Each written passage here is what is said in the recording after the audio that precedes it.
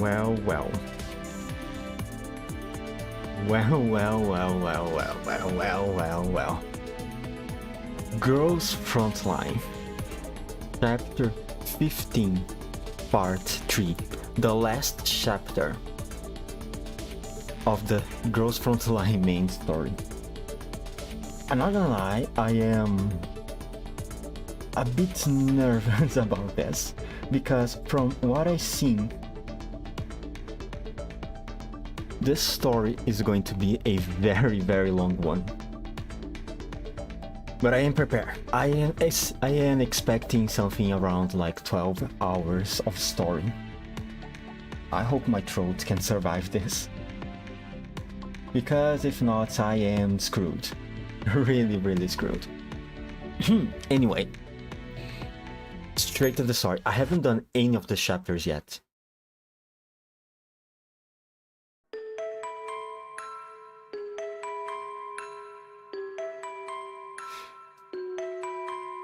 Oh boy. I heard very bad things about... Bad in the sense of the situation within the context of the story. Not its quality. In terms of quality, people seem to have liked it a lot, but it doesn't seem like it's going to be a very happy event.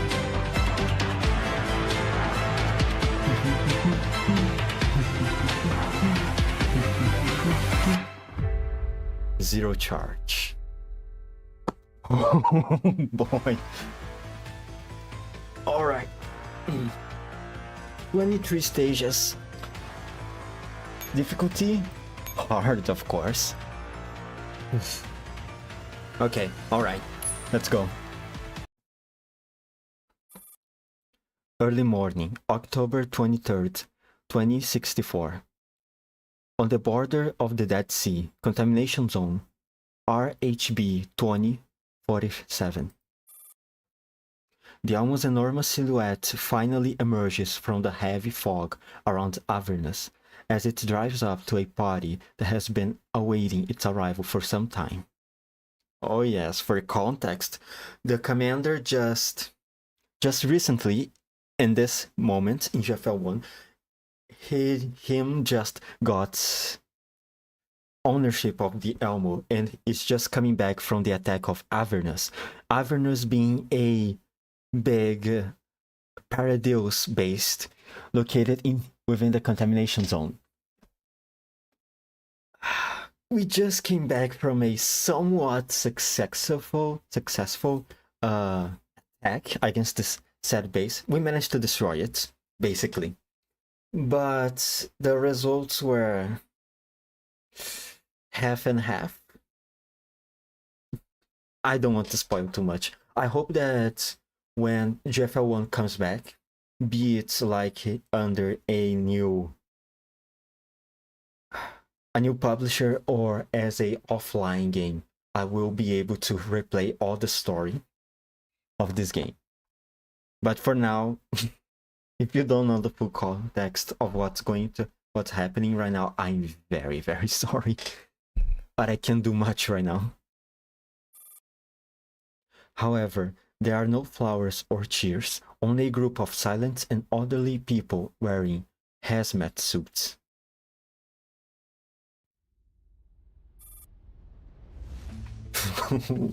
Stacy, Chief, we have completed the takeover of the Elmo. Please provide further directives. Oh, the Stasi are here. After the technicians tinkering, all access restrictions on the Elmo have been lifted, and the vehicle can now travel freely. Search for biosigns and recent operation logs. Yes, ma'am. The Stasi dolls surge into every corner on board the Elmo, while Romy waits quietly in the ops room. Frau... Oh my god. Riefenstahl? Frau Riefenstahl. There are no humans on board the Elmo. Understood. We've returned the Almo upside down and looked through every nook and cranny. All interior CCTV footage was wiped after the autopilot was activated 10 minutes ago. The jeeps in the garage cannot be located and the operation logs have been formatted. We can't determine whether they were lost in battle or stolen. And right after coming back the attack on Avernus, the commander and all suffer a...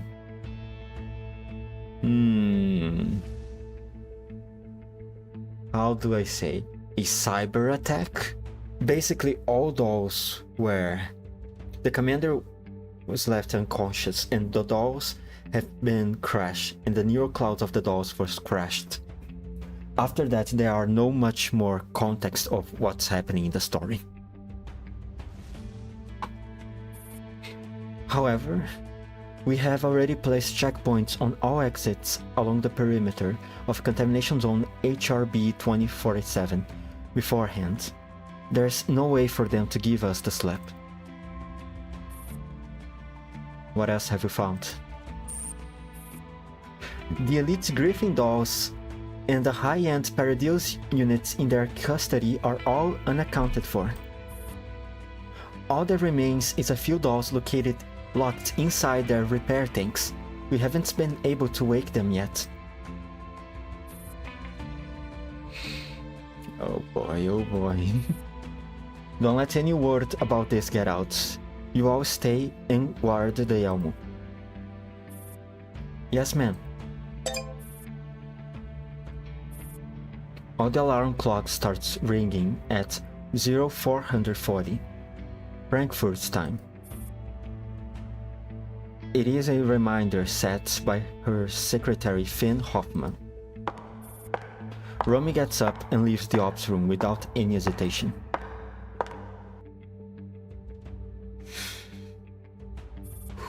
The enclosed back seat of the sedan is dark and so quiet that one can barely hear the wind howling outside. Romy's face is lit by the faint light on her communicator. She fiddles with a cigarette, seemingly in no hurry to light it. I have been trying to get in touch with the General Secretary, Herr Kurtz, but his response is always that General... Oh my god, this German names, man.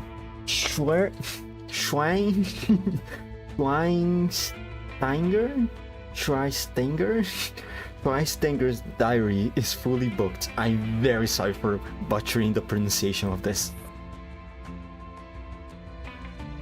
The time of the party conference is still to be determined.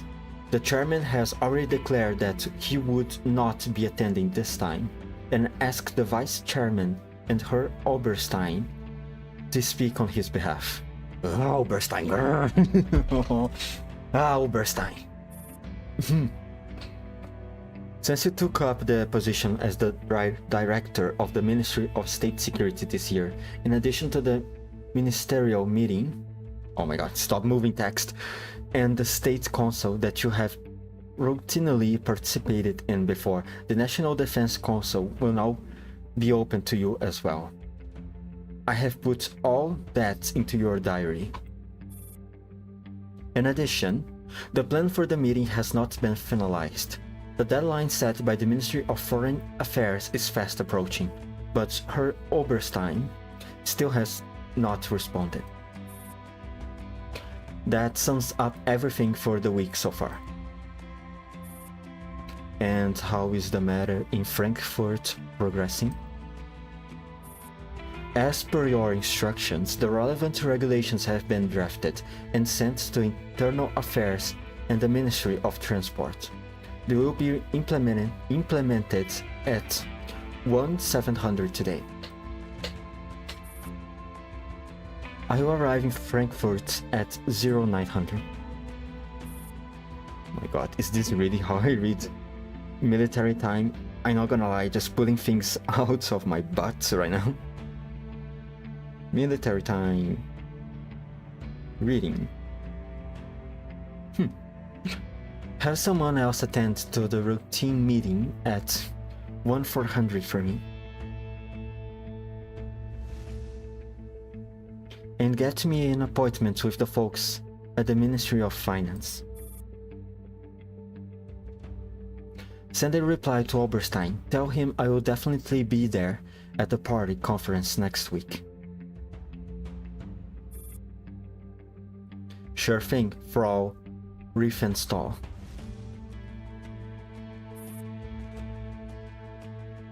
Monitor the situation regarding the Elmo and Galatea closely. Get some eyes from departments 8, 19 and 20. Tell Q to investigate the polar bear herself. Then have her report her findings to me.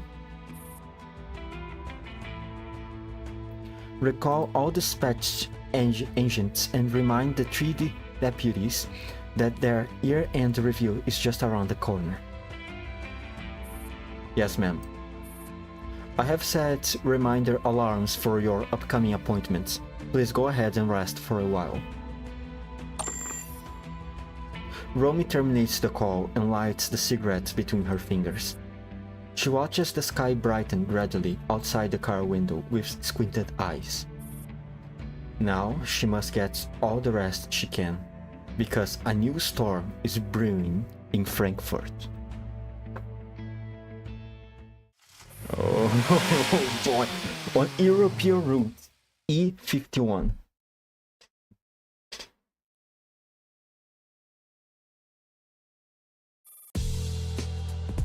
A nondescript white sedan drives along the highway. A doll wearing a white cap grips the steering wheel in silence, while the man sitting in the passenger seat tugs at his thigh, which is caught in his seat belt. Jay, my man, let's go! What's the time? Ooh, Amari's here too. It is currently 11:47. 147. How to read military time.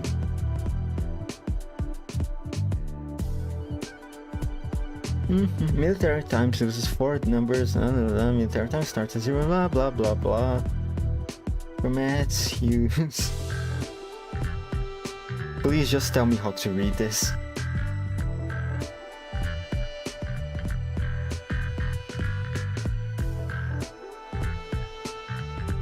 Whatever, going to translate to normal hours.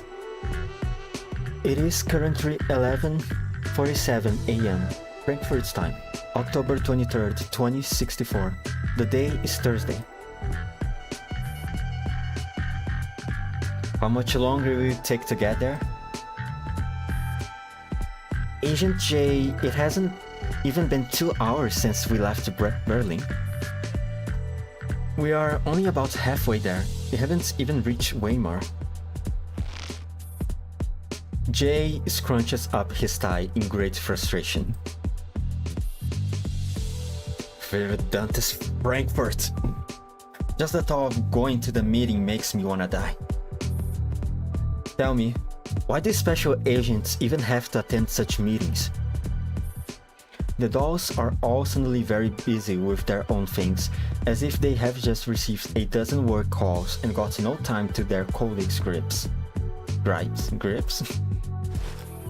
Jay clicks his tongue in annoyance when he realizes that even Amaris is ignoring him deliberately. He puts his seat back as far as it can go, with quiet indignation, and puts on an eye mask and earplugs that seem to have been conjured out of thin air. Oh my god, so many characters. Hey, your chair is taking up my space. I take a snooze, you all shut up. In just a few minutes, Jay has gone from grumbling to snoring happily. The windbag finally shuts up. Now we can finally talk serious business without getting interrupted. Is there anything else I don't know about this mission? Now, it's not about the mission, but the organizational restructuring of our squad. Oof. Fancy words like this give me a headache. Simple doll language, please. To put it simply, I would like you to take over as our squad leader. What? Me? Yes, although I don't have the access clearance to read your profile, I have heard quite a bit about your past escapades. On top of that, you are a World War III veteran, which makes you the most logical choice for the position to me.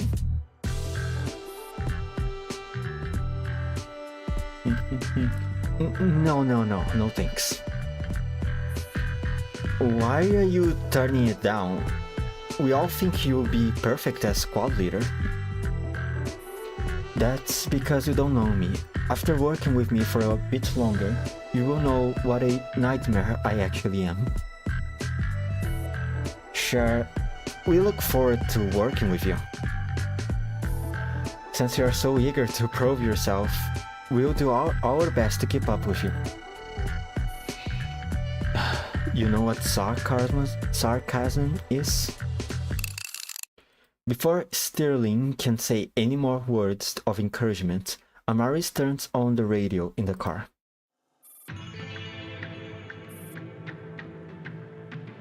When on an idler's bed, I stretch myself in quiet. There, let's at once my record end.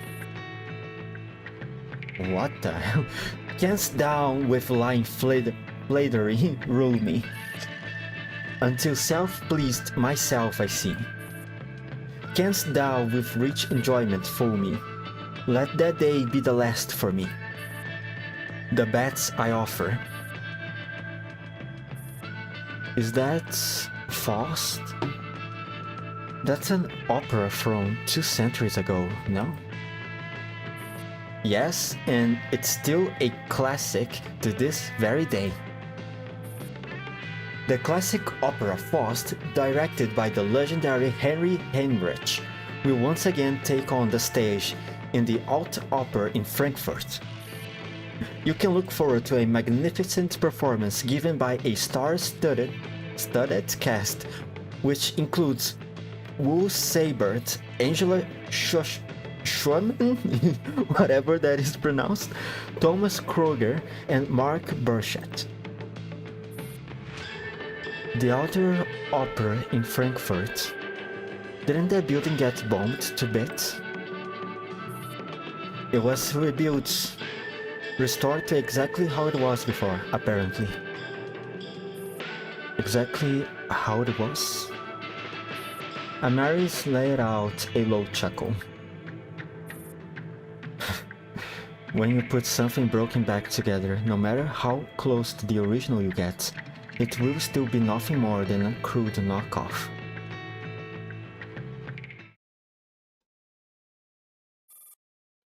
Medical Center Ministry of State Security, Frankfurt. A blond man lies unconscious on a bed. A medic in a white lab coat inserts a butterfly needle into the vein on his elbow with quick and smooth movements. Blood flows into the container blood collection tube. Do I put Dupel? Oh my god, these words.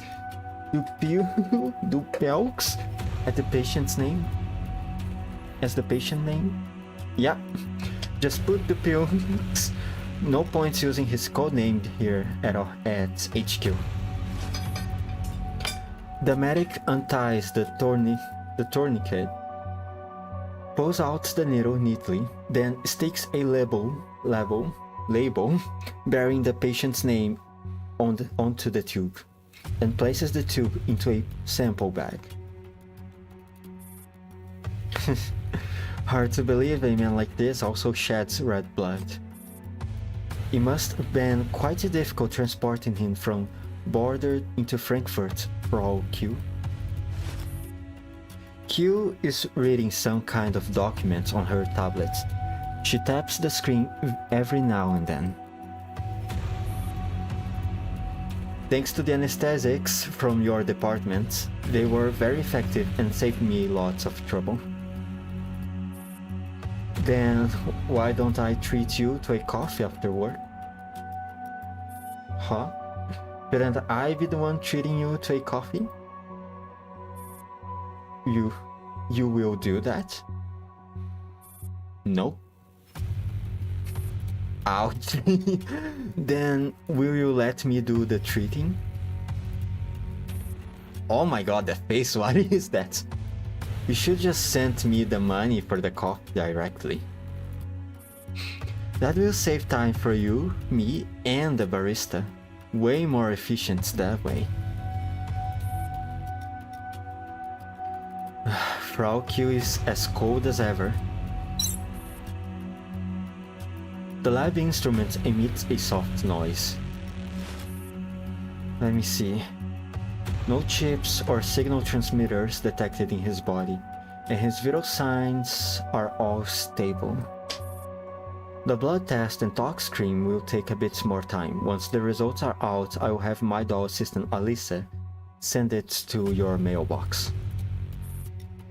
Q's hand pauses slightly. She looks up with a frown.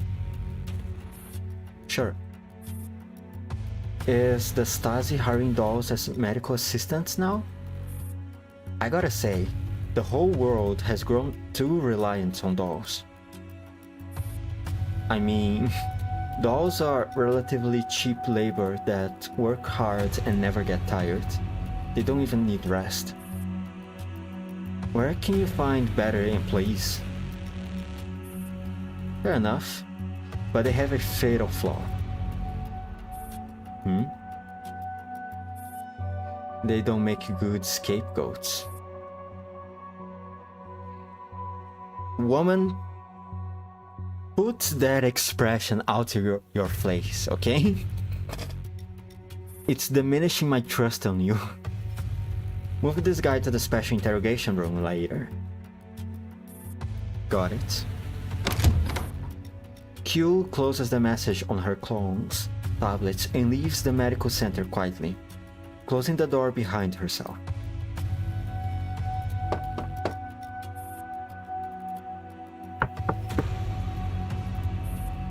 Following the directions given by the secretary, Kay knocks politely on the office door. Enter. Q pushes the door open and enters the office.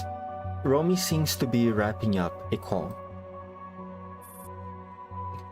Of course, thank you very much. I also looking forward to it, Frau Ulrich.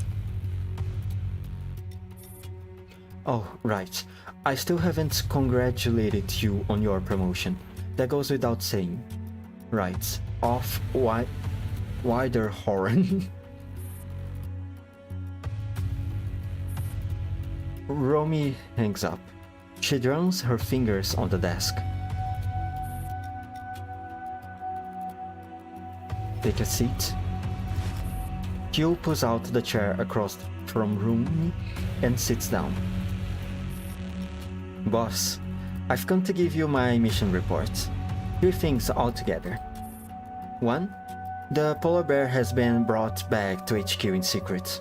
The first round of routine examinations has been completed. No abnormalities. Oh my god, don't move text. No abnormalities have been found so far, so he's ready to be interrogated.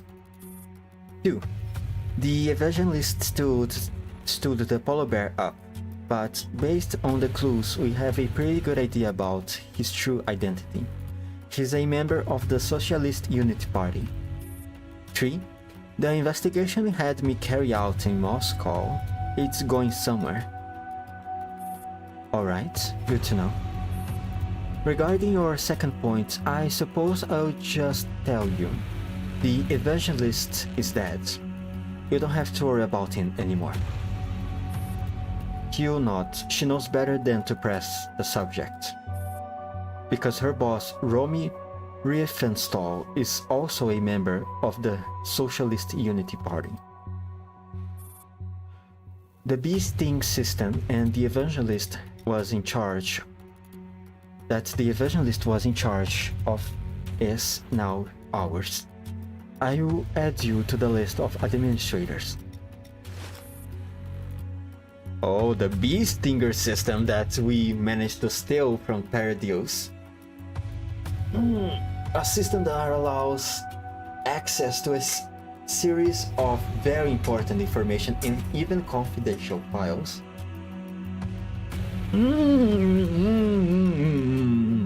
What the hell is the Stasi going to do with that? Hugh sits up straighter in her chair. Congrats, boss. Now, there's no one left in the Stasi who can hold you back. Oh man. After the Sunspots incident, the general demanded that the Stasi go through restructuring and put forth a solution, no matter what it takes. Text, please. This design is what the folks over at the Ministry of Science and Technology came up with. In order to spy on the new Soviet Union, the evangelists turned the polar bear against them. We have invested too much money and resources into this system, and we cannot let the remote control sit in the hands of outsiders just because of the selfish interests of a selected few. I have a feeling you shouldn't be learning about this. Sorry. I'm telling you about it because it concerns your subsequent mission. I have already pulled every able-bodied back to Frankfurt. I only have one job for them, to fill up the positions that the bastards from Internal Affairs want to meddle with.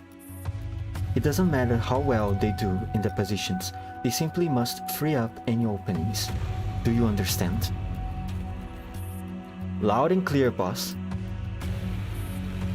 I will treat you to that dinner I owe you after this blows over. Great, I will hold you to it. But I have another question. Some of my colleagues seem rather pessimistic about the future. Should I do something about that? Romy signs her name briskly on a document, then moves on to the next. Don't waste your time and energy on trying to encourage fools who can't see the bigger picture. It's going to be a tough battle ahead. Just focus on your task at hand. Alright. Q leaves Romy's office and closes the door.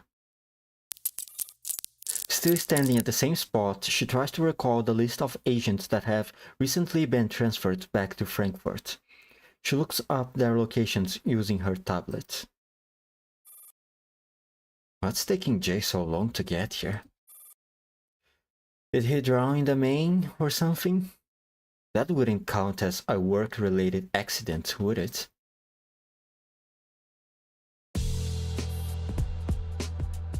On the gantry, a row of cameras are facing the direction of oncoming traffic. Under the gantry hangs a pale blue screen that is constantly scanning all passing vehicles. Amaris drives the car onto a steel bridge strangling a river, the Misty Main. A looming shape is vaguely discernible across the glistening water. The towering iron statue is like Prometheus under the sky, guarding the fire that has been weathered by war but never extinguished. New Frankfurt. Since when was Frankfurt gotten so big? I don't remember having to drive this long before.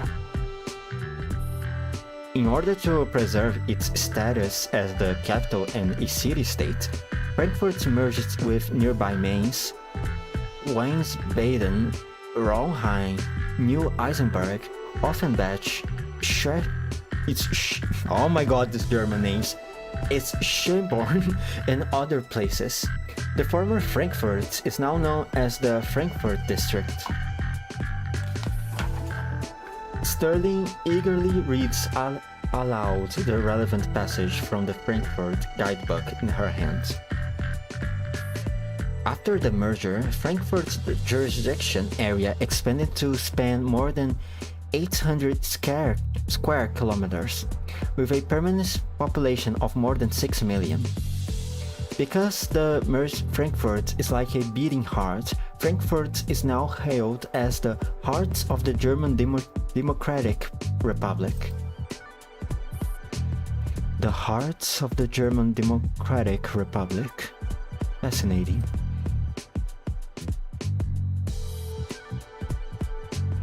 As the car exits the highway and drives into the city, the buildings in the site are suddenly much denser. New buildings built in the style of the last century are occasionally interspersed with ancient architecture that has survived through the ages, giving the city that rose from the ruins of World War III a touch of historical flavor. Sounds like every European city to me. There are quite a lot of vehicles on the road at this time. The traffic is moving slowly, with red tail lights forming a long line. However, much Frankfurt has changed. The traffic is still horrendous as ever. And who knows if we can even make it in time. Who cares if we are late? They will just dock Agent J pay. Dock my pay? Who dares dock my pay? Oh, that wakes him up. Good morning, Jay. A municipal cleaning vehicle drives past them along the frontage road, sprawling a high-pressure jet of water so loud it completely drowns out Jay's voice. What did you just say? Having jolted awake, Jay pulls off his eye mask and lets out a heavy huff. Just focus on driving. Amaris shrugs. We are on your payroll, so whatever you say. Whoa. The car brakes abruptly. The three dogs remain securely seated. Only Jay's almost gets thrown against the windshield. Jay, for the love of God, Jay, wear a seatbelt. There's been a collision up ahead.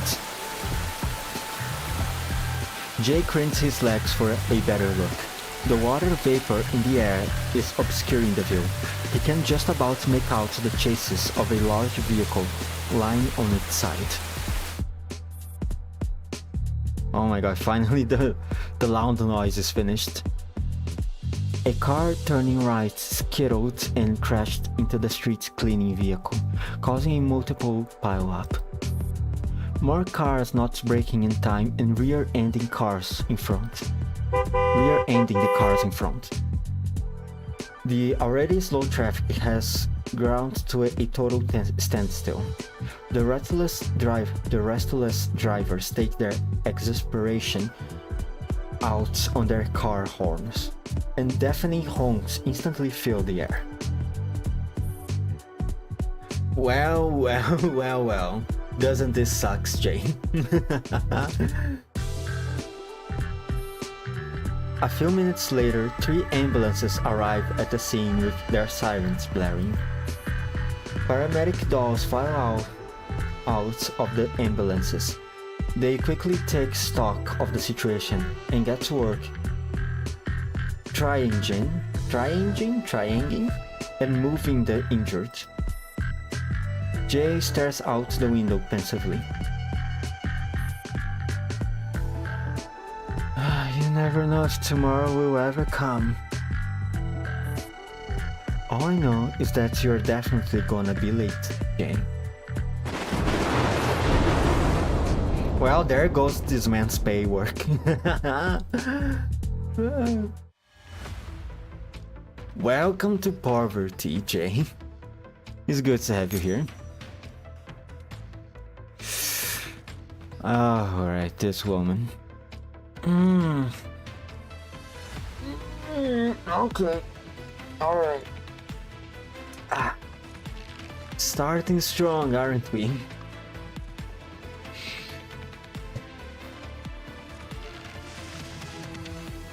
Okay, let's go. What do you have to say?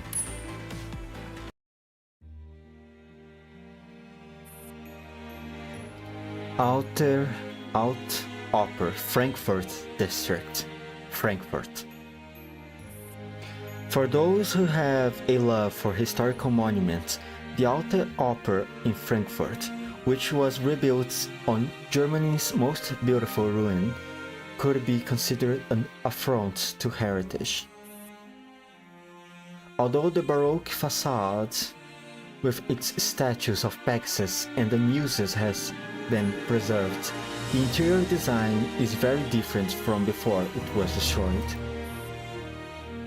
The vestibule is the only part of the Alte Oper that resembles the original design. The Grober Saal has been expanded, not only increasing the number of people it can accommodate at a time, but also incorporating the latest media technology and equipment to catch up with the times. As a result, the magnificent royal staircase of old could be recreated. To find what little splendor remains in the pre-World War III Opera House, one can only admire the restored crystal chandelier beneath vaulted dome, the vaulted dome in the Grober Saal. I hope that's how it's pronounced.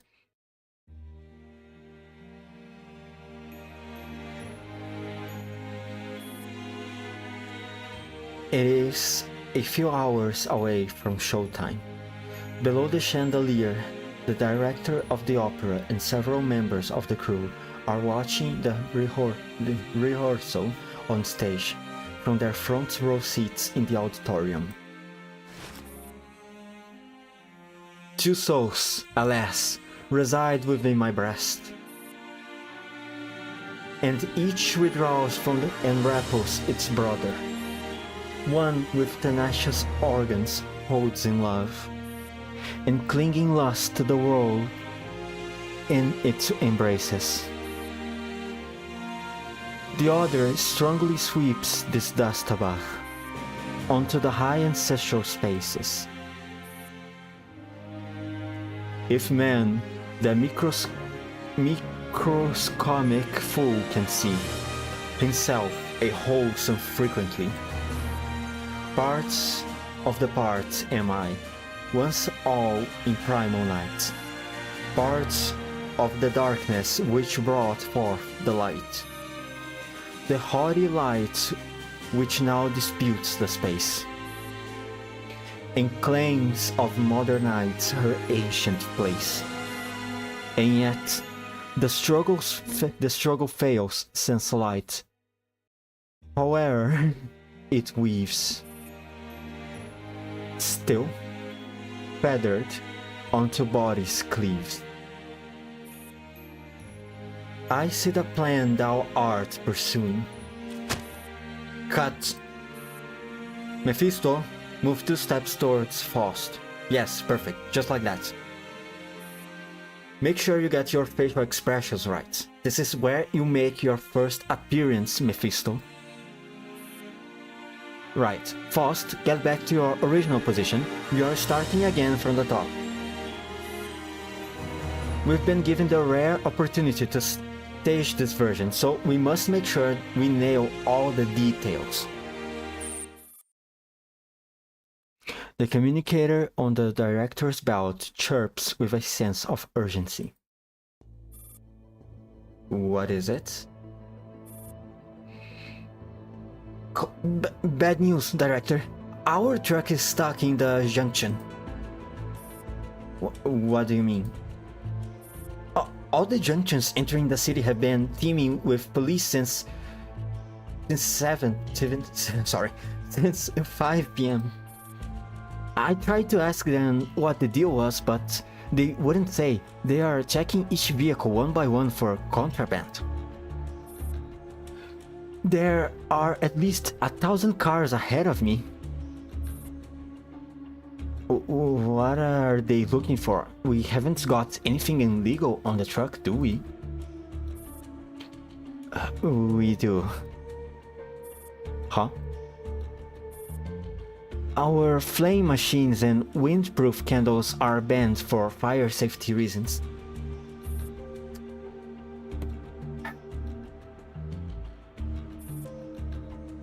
Right. Why now of all times? Didn't you just grease their palms? Hey, no bribery. You want me to pay them all? There really are a lot of them. Please, use that brain of yours. Switch talk one of them cops at the junction and see if he can look the other way just this once. You'll get help right now. Right, I will give it a go. Eddie, take over the rehearsal. The director summons the assistant director and gestures for the rehearsal to continue before leaving the Alte Oper in a rush.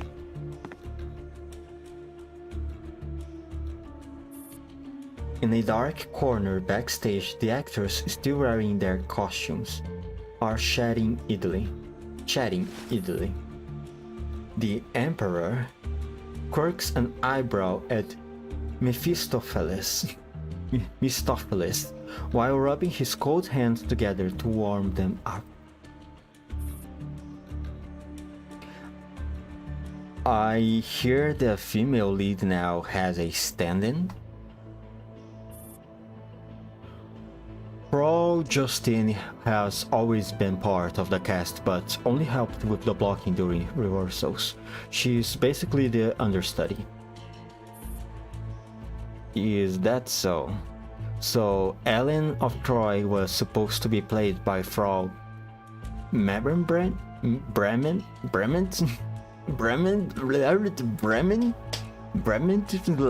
whatever that is pronounced. I can't, man. I can't with these names.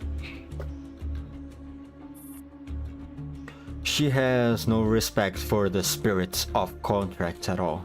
You would think she wasn't part of the press tour. She hasn't been heard from since she went off to Berlin. They say she often attends parties thrown by some bigwigs, and maybe she's climbing up the social ladder. I starting to have not have a good feeling about this theater troupe, considering that Bremed, I would say Bremed, whatever. It's involved. A Nito is involved. Well, she's a beauty, I'll give her that. Alright, enough of this ungentlemanly talk. It's very rude. Hey, didn't you try to ask her out before? I was truly rejected. A woman of that caliber has no eyes for a small-time actor like me. What are you talking about? Oh, nothing. What's with all these flowers by the door, Frau Justine? They were brought in by a woman wearing a green coat. She specifically said they are for her Mephistopheles. Should I bring them into your room? Ha! Don't worry about it. That was probably a fan of mine. Show off. So, are we carrying on with the rehearsal? That director and producer were talking about what to do with the costumes and props. Something must have gone wrong during transportation. Do we just keep waiting? I think the problem will be resolved soon. The director is getting help. If it doesn't get resolved, the performance will be completely screwed. God knows if we will make it through Halloween. Hey, enough chit chat, get ready. We are running through the play one more time. Alright.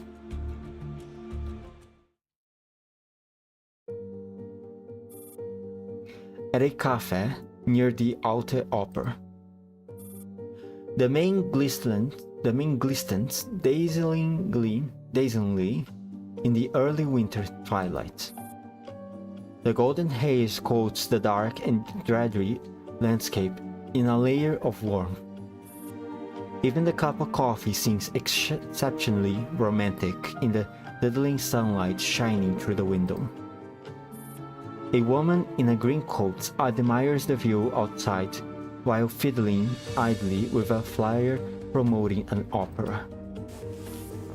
Just then, a man pulls out the chair across from her.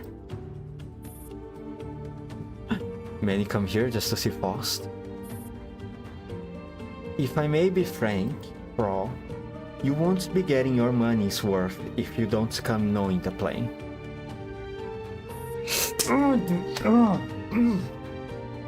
Sorry. I just had a visceral reaction. Sorry. Some memories just came flying right back to me.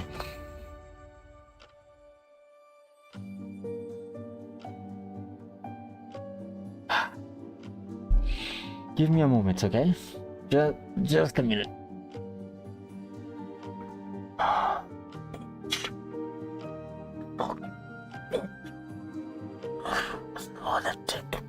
Maniac.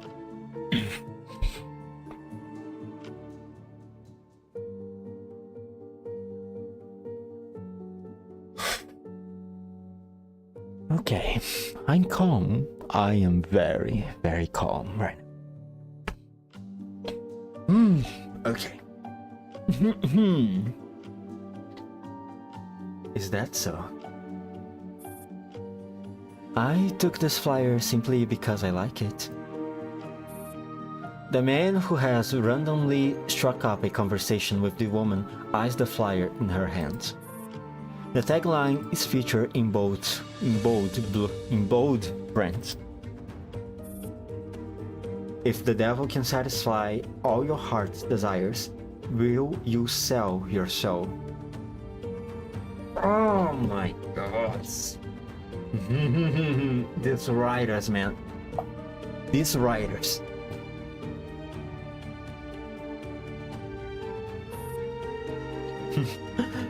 I would have thought a beautiful woman like you would appreciate Helen more.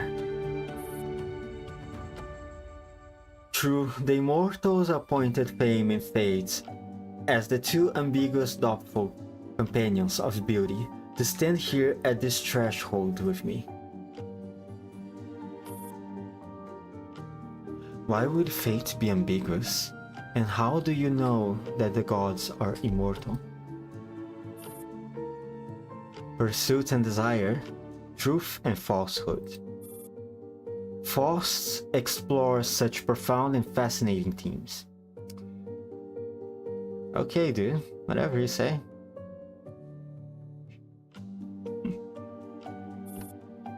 If you have time, why don't we find a more comfortable place to continue our chat about Faust and about the beautiful Helen? I'm sorry to say, but if I were to star in this prestigious opera, I would not be playing Helen of Troy. Gretchen, then? Gretchen is nice, but her charm is no match for yours. Okay, dude, calm down your Excalibur, okay? Calm down. You're not going to get any sags tonight, my man. For your own good, I also recommend you to not pursue her any further. You have no idea what you're trying to put yourself into.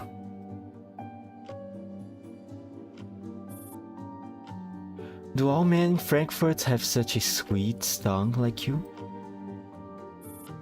I apologize if I seem too forward, but it's not every day I get to meet a woman as beautiful as you on the riverside. Could you please tell me your name? My name, huh? Embla Petrovskaya.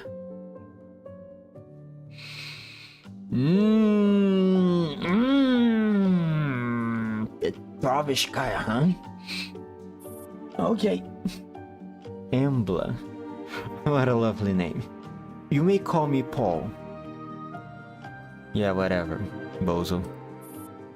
I have tickets for the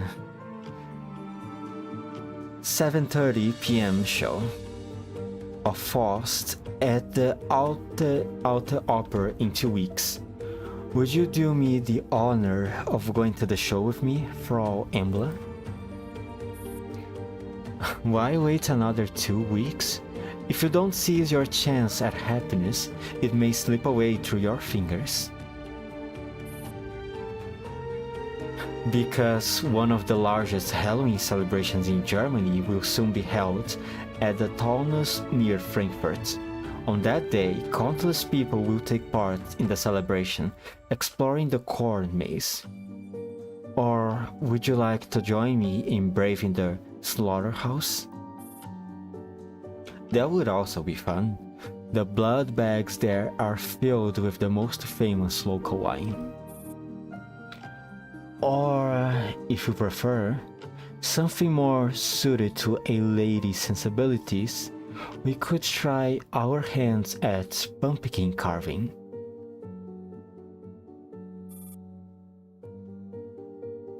Oh my god, please don't throw some German at me.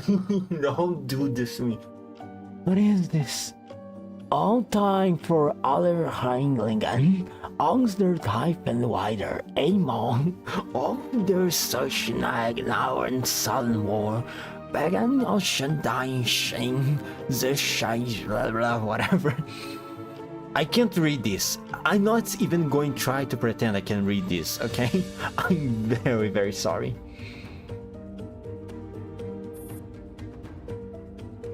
The story began on the day before All Saints' Day, as the devil was once again searching for new souls. Please stop. Stop this. Please speak normal language, please. Speak American, preferably, please. In a tavern, he encountered Jack Oldfield, an Irish blacksmith and drunkard, attending to claim his soul. Please stop. Please stop. Jack offered his soul in exchange for one last drink. Wait. Oh my god. All of that just to say this? Okay, Germans, okay. Alright. I'm very sorry for all the German speakers for having to say all of this just to express one single sentence.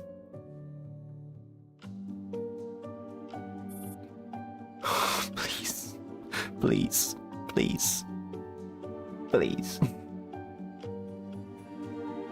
Stop being pretentious. However, the devil didn't have any money to pay for it. I just want to skip this. Since the devil had no money on him, he transformed himself into a coin. But instead of using the coin to pay for the drink, Jack placed it in his purse alongside a silver cross. The devil was trapped and could not transform back into his original form. Jack then struck a deal with the devil. He would release him if the devil promised not to bother him for 10 years. Oh my God. And so the deal was made. There was a lovely tale about Jack-o'-lantern, Paul. I had a great time talking to you, but I must go. Frau Embla, please, stay just a little longer for me.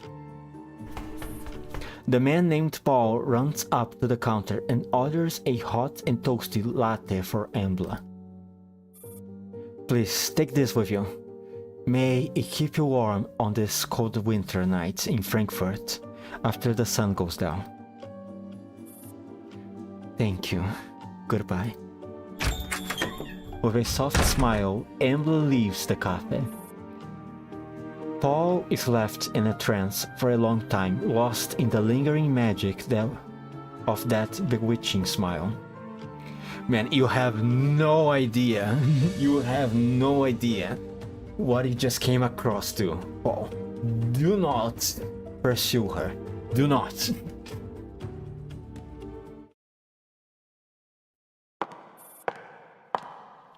Walking through the streets of Frankfurt, Embla finds herself both thrilled and fascinated by the footsteps of her human gait. Gait? God? A breeze blows and she feels a little cold. Enjoying this body, aren't you? Not because an inbuilt sensor tells her that the temperature is low, but because she can feel the chill on her skin and the shudder in her muscles. After all, she's no longer a doll with no physical sensation. She strolls leisurely down the street, in no hurry to return to her accommodation. She has done the same thing many times before, but never has it felt so liberating and stifling. An untimely call interrupts her peaceful promenade.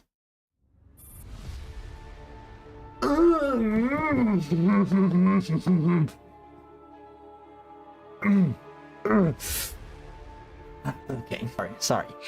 I just had a visceral reaction. I'm sorry. I'm calm. The PTSD will not take over me, I promise. Miss Pandora, have you completed the mission? I would like to remind you that I wish to be addressed as Miss Embla Petrovskaya. Fine, Miss Embla. I will let you enjoy yourself as a human in peace. If the devil can satisfy all your heart's desires, will you sell your soul? Embla reads the flyer in her hand again. The paper crinkles in the wind by the river. Unfortunately, I don't actually have a soul. Tut. I thought you and I would get along well at Paradise. Rather than having this question posed to me, I prefer being the one who poses the question. If I must choose a role from the play, I think I would make a good Mephistopheles. Oh, these names. Well, what a shame. Looks like you've chosen a place. There is no better place than this. The location is also perfect. The old opera house built in 1880 tries to reduce to ruin and tries to rebuild. Is it indeed a great choice? Frankfurt is a metropolis rebuilt on the ruins of war. How heartbreakingly beautiful. What? Have you also picked up the human's penchant for sentimentality? That's one of their many inherent flaws.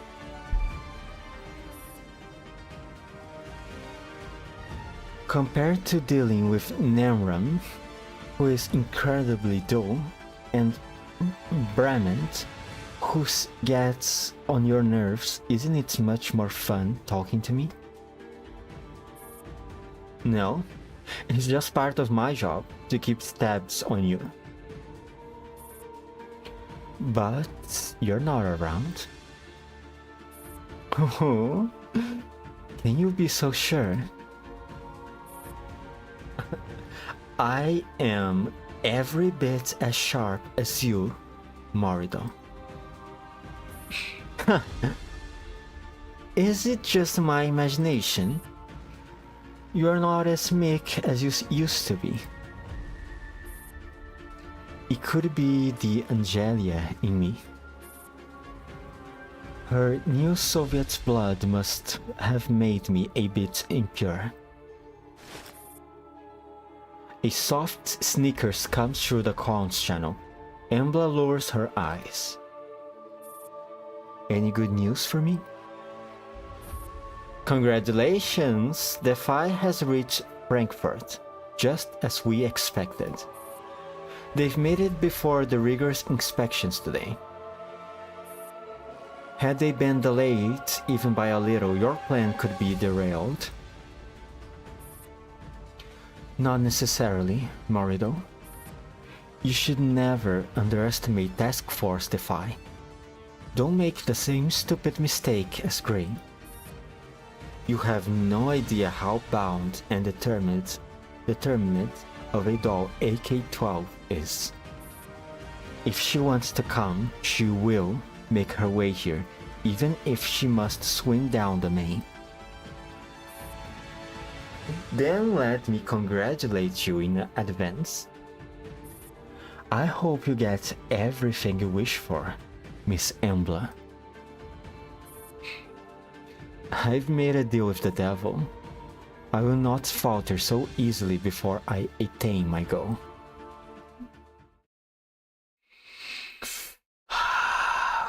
Okay. Stas HQ. Wiesbaden. District. Frankfurt.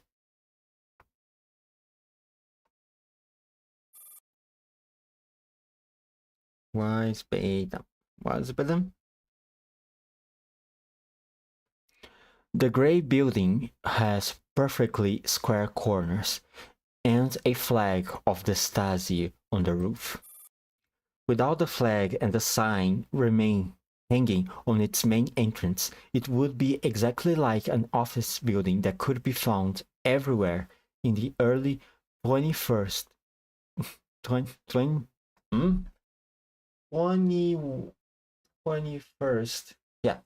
century. Hey bro, in case your watch is broken, let me tell you. It's now 7 p.m.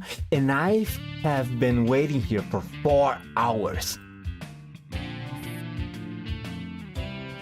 Please wait a little longer. Our colleagues are busy with other matters. You are not allowed to enter the office area without signed permission from authorized personnel. Are you human?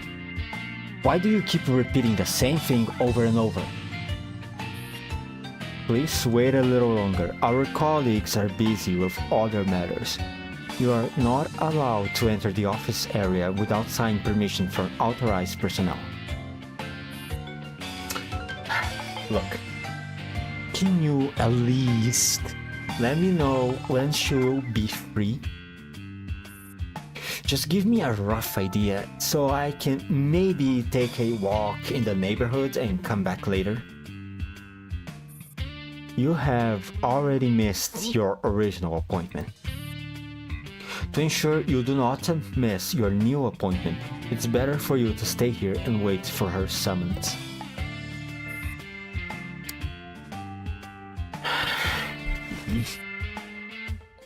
Utterly exasperated, Jay has no choice but to plop himself down on the sofa outside the door. Right now, he and the security guards are the only people in the lobby.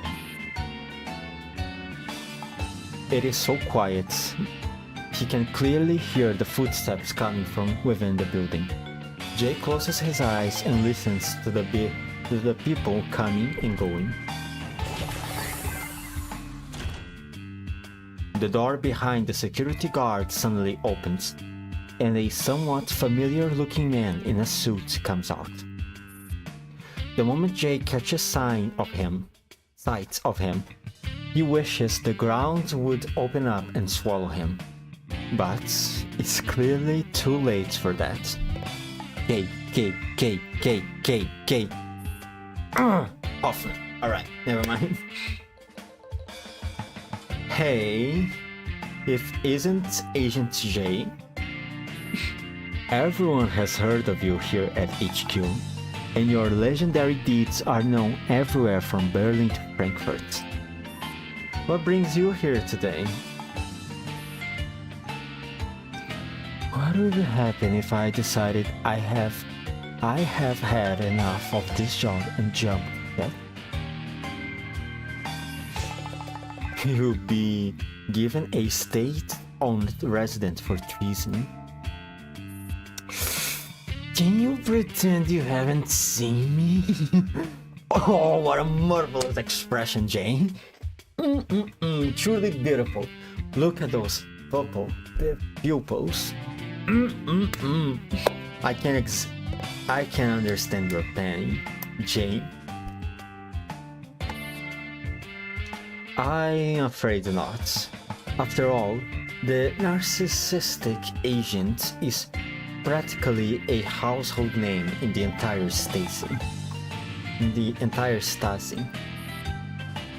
From admin to Department 26, from intelligence to medical. Every new recruit in every department is told a funny story during their induction training. It's tradition at this point. Now that I set eyes on your legendary face again, I find it impossible to look away. I apologize for what I said all those years ago. Couldn't you let bygones be bygones? All those years ago?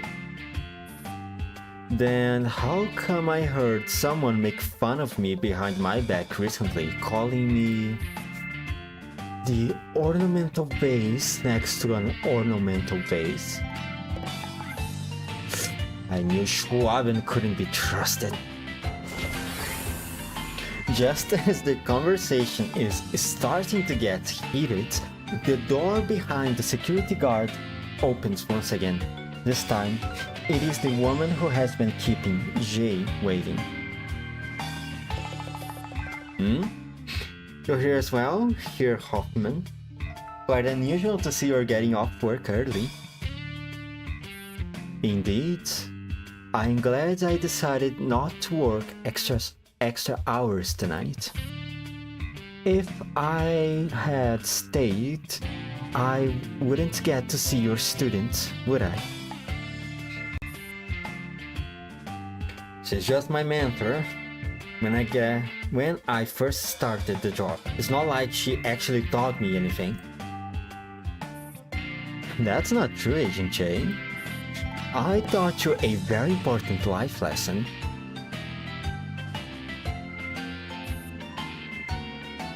Have you summoned me all the way back to Frankfurt just to take jabs at me?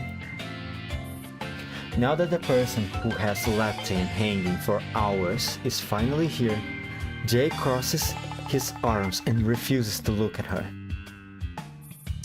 As if it was Kay who wanted you to come. He's passing his word to you. Follow me. Herr Hoffman, if you will excuse us. Of course. I still can't believe I ran into the legendary himself. right before I sign off for the day. This is going to be a very pleasant night for me. Jay is already halfway through the door, but he can't help but turn back and roll his eyes at Hoffman.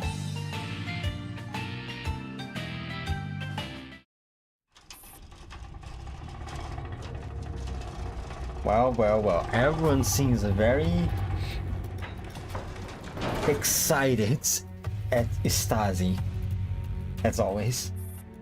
The sound of the elevator echoes loudly as it descends slowly down the shaft that extends deep underground. What the hell is this? Decontamination?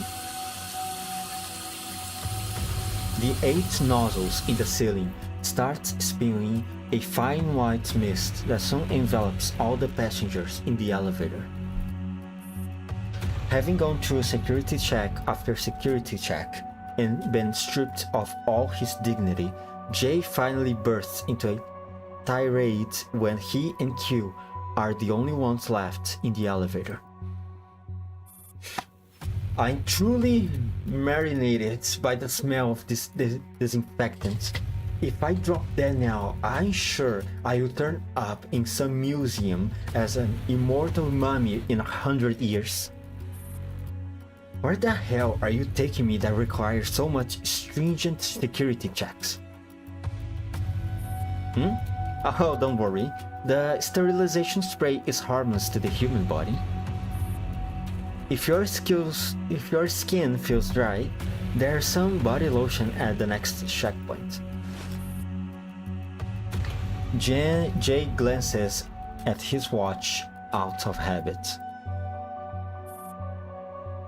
It's been 65 seconds and we are still going down.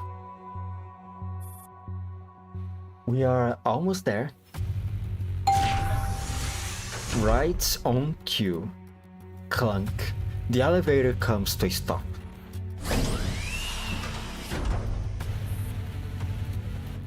Where the hell are they going? Oh, is this a relic site? It could be. The door slides open slowly. Beyond the door is a corridor illuminated by soft light. It is not very wide, but the ceiling is about 3 meters high.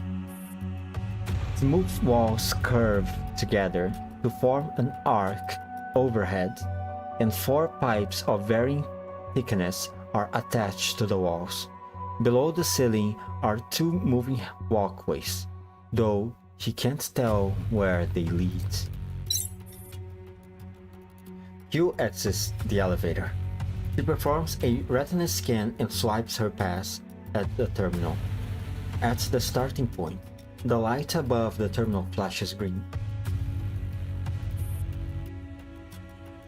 I always feel like canned food on a factory conveyor belt whenever I go down this bit. Come along.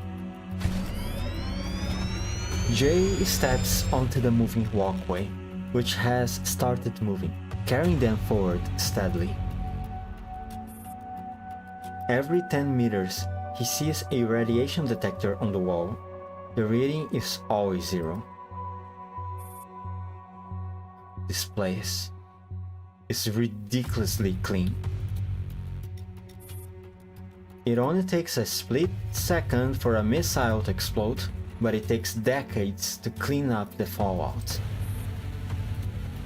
Even if the government spends 1.9% of the country's JPD to manage the contamination every year, all we can do is keep the radiation levels in check in the green zone. The only way to block out all collapsed radiation is building a new city underground. As Q speaks, the moving walkway comes to a halt in front of a metal gate.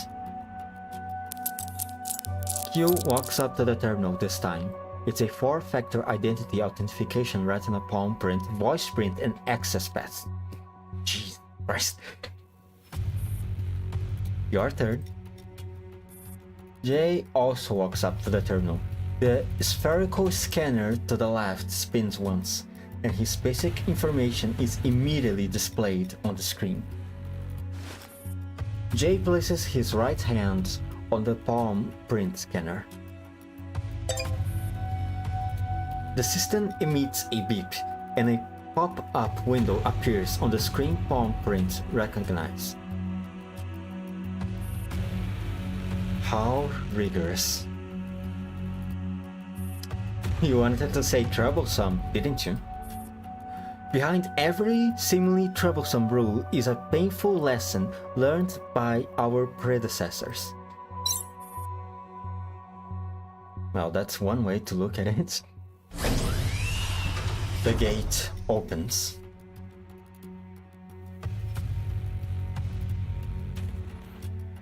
Yup, some servers, huh? Beyond the gate is a grand and spacious hall, with soft bright light cast from the ceiling. The entire space is held up by tall pillars, the surfaces of which are made into large electronic screens, with an endless stream of information scrolling past, like blood flowing through the arteries of Frankfurt. Some of the staff, Jay notices that they are all wearing government IDs. The operating and Some of the staff, Jay notices that are all wearing government IDs, are operating the terminals at the bottom of the pillars, whispering to each other occasionally. There are many more gates on the surrounding walls, opening and closing from time to time as people come and go.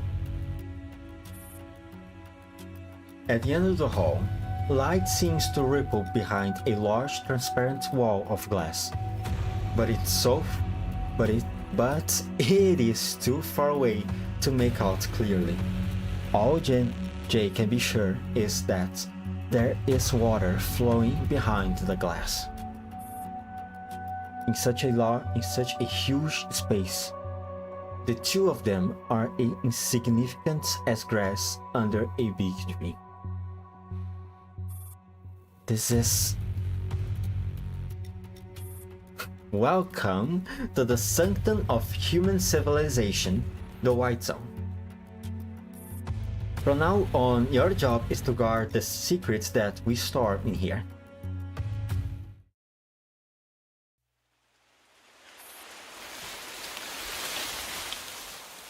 Eisenbergstag, Frankfurt District, Frankfurt. Night has already fallen. This wrought iron bridge has existed for almost 200 years. It has borne witness to the wars that have left deep scars on the city. Leaning against the railing, Embla quietly admires the rippling waves on the main. Okay. All right.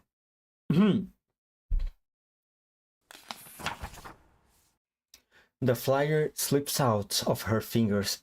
It falls into the flowing water and is slowly washed away. All right. Okay, I see. Littering, huh? Congrats, Miss Embla. Now you have fully become human. Congratulations. Littering the few remaining drinkable water or acceptably clean water remaining in the world after the collapse radiation takeover. Wonderful. Truly, truly beautiful, Embla. And all of life for all mankind created shall be within my inmost being tested. The highest, lowest forms my soul shall borrow, shall heap upon itself their bliss and sorrow. And thus, my own soul self to all their selves expanded. I too, at last, shall with them all be stranded.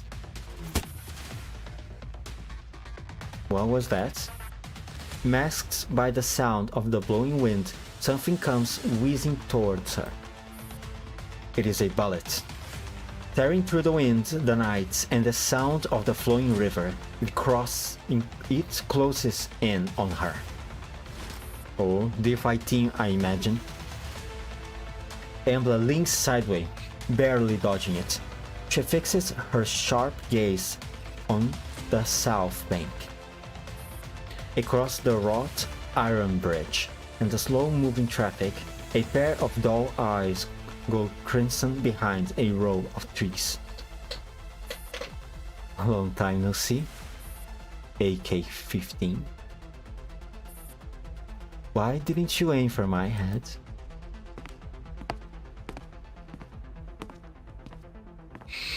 There she is. There she is. The woman. The absolute unit. The strongest doll in the new Soviet Union. AK-15! Please beat her up. Please beat her up. The towering figure slowly emerges from the shadow of the night. Embla turns around and holds out her arms with a smile that is extremely familiar to both of them. It makes me so happy that you are the first one I see.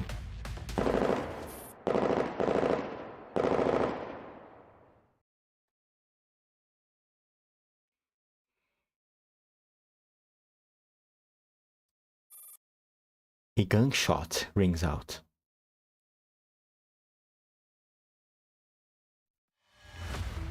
Cliffhanger, alright. Next. Oh, okay, we're fighting now.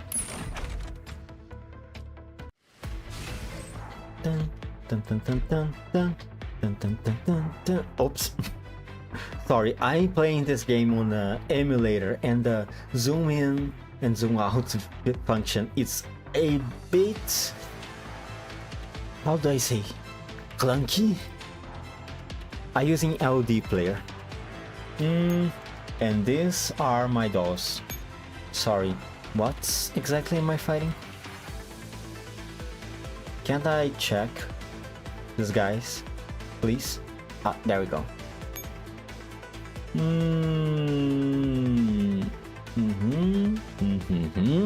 If there are other friendly units ahead, enter special states of evasion.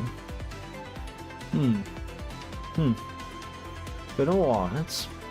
I think I will bring my ARSMG team to the fight.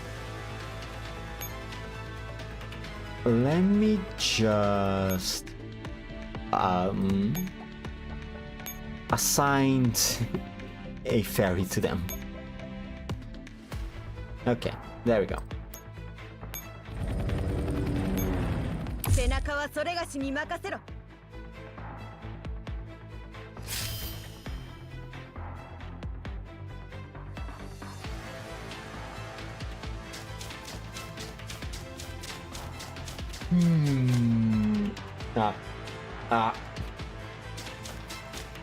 Okay, this stage is way bigger than what I was expecting.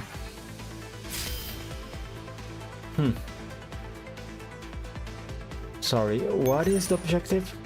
Catch up with Embla, move to the bridge ahead. Unknown victory condition. Instigate a fight with the agents. Okay, so I should not fight these guys. Okay, alright.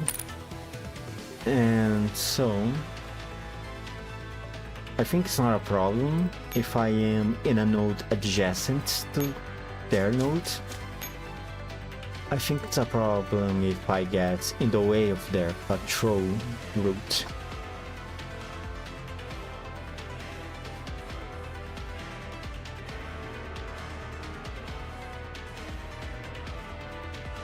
Alright, okay.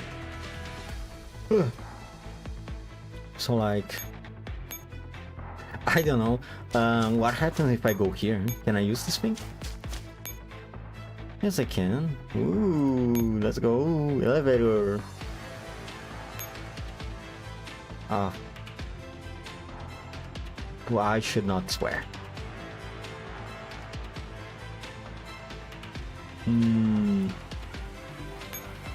Oh, for now, let me just try to catch up with her.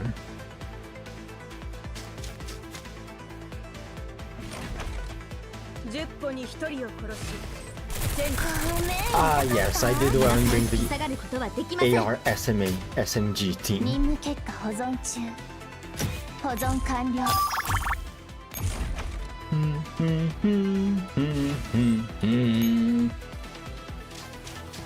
Kill more of these guys.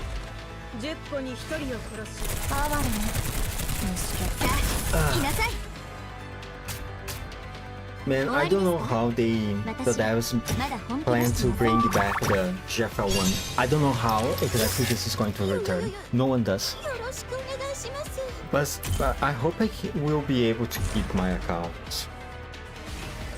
I don't know, man. I have years into this account, you know. I've been playing this game since the end of middle school, I believe.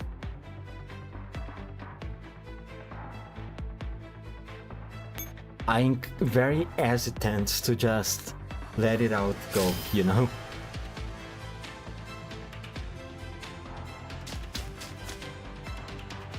Where is she now?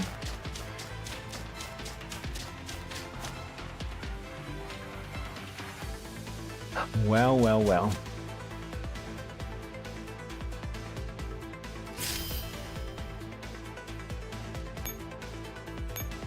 Come back here, woman.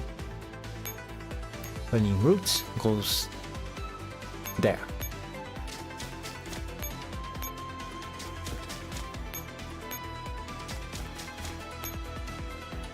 Wait, there was something else here.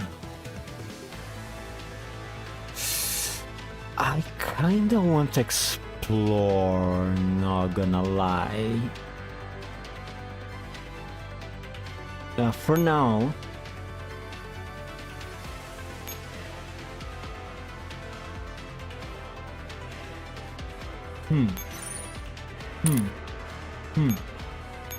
well, I can redo the stage and see what happens if I go to the other.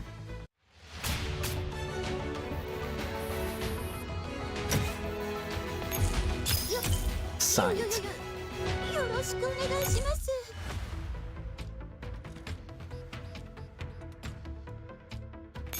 Just like this. Come on.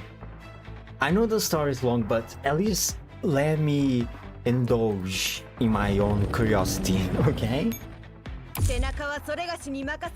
Sometimes the devs leave something behind, some extra flavor lore.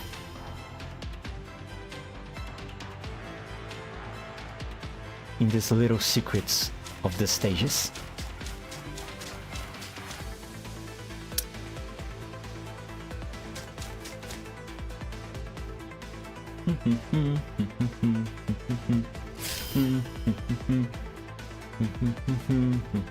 Stop it doing that.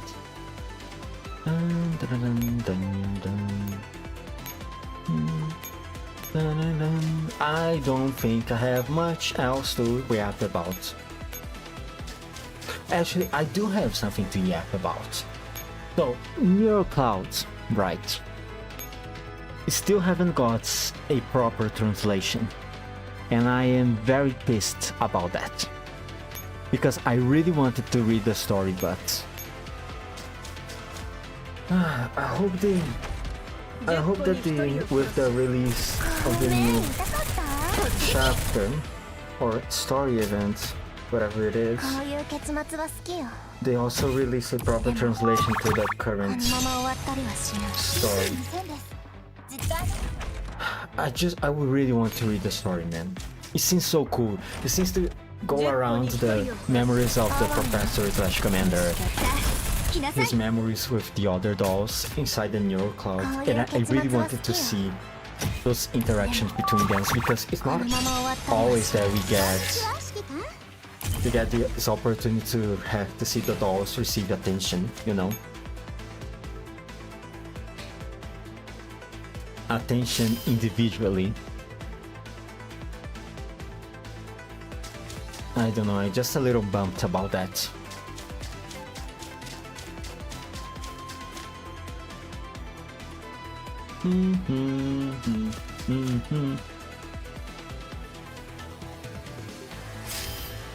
Okay, now, finally, what do we have here? Okay, and this thing leads me to where? Oh, okay, and this thing does what exactly? Oh, well. Well.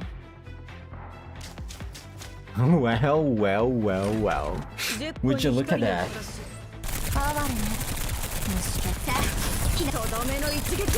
Please kill her. Ooh. Kite.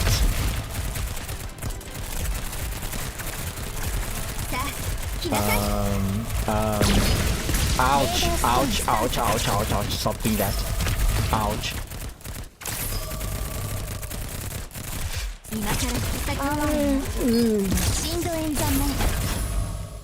As you can see, everyone, my horrible kiting is at play right here. Well,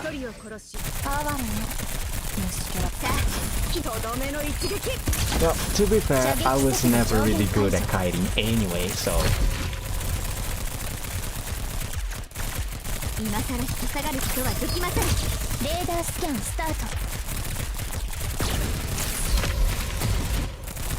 My god, there's so many things happening right now.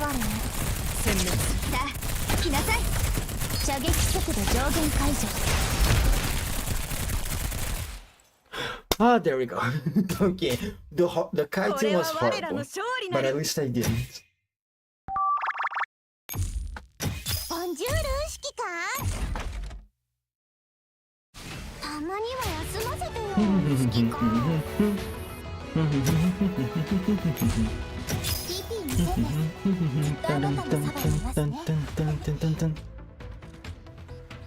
What do we have here? Okay, both are just read only. Oh, I also already have farming stages unlocked. Okay, good to know.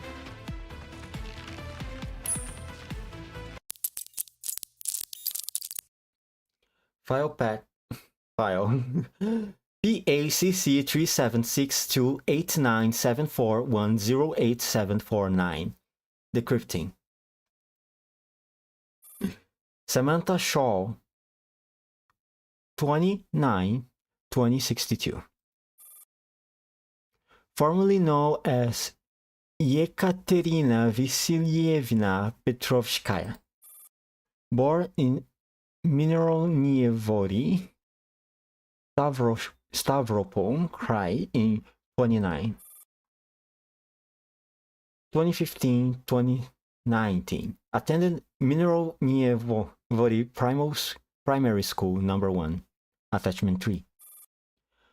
2022. Attended secondary school, attachment 9. Family relations. One sister. Sofia Vasilyevna Petrovskaya. 2001. Question mark. Wait, hold on. This woman's 53? That does not look like a hag to me. Truly, technology in Gross Frontline has indeed come a long way. Decrypting attachment 3.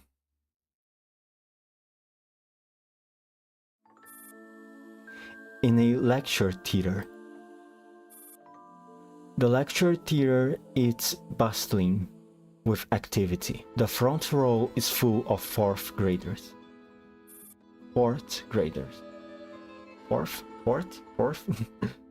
Parents are seated on the back row, all with their camera phones pointing at the podium. A banner is hung above the stage. It reads Award Ceremony from the 2019 Mineralnievody Primary School. Number 1 Model Aircraft Competition, 4th Grade Division. Next up, the winner of the first place for hand-launched gliders is Victor oh my god, I can't. Victor Ivanovic Erikov. A boy of medium build walks up to the stage with his head held high and accepts the certificate from the teacher.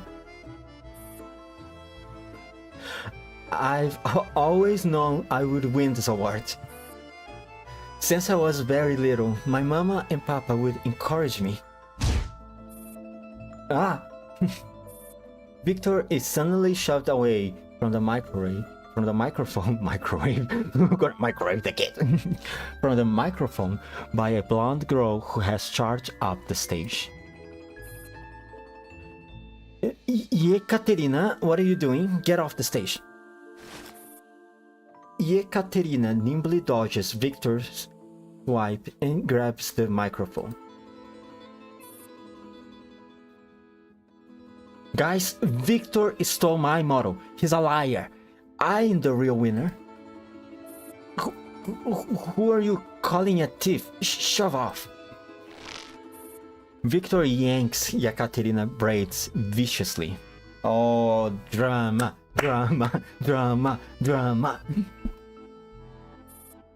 Stop it, both of you. Chaos erupts on the stage, causing the microphone to emit an ear-splitting screech in a burst of feedback. Many in the audience have to cover their ears. Another blonde girl squeezes past the crowd of parents who are built like bears and rushes up to the stage.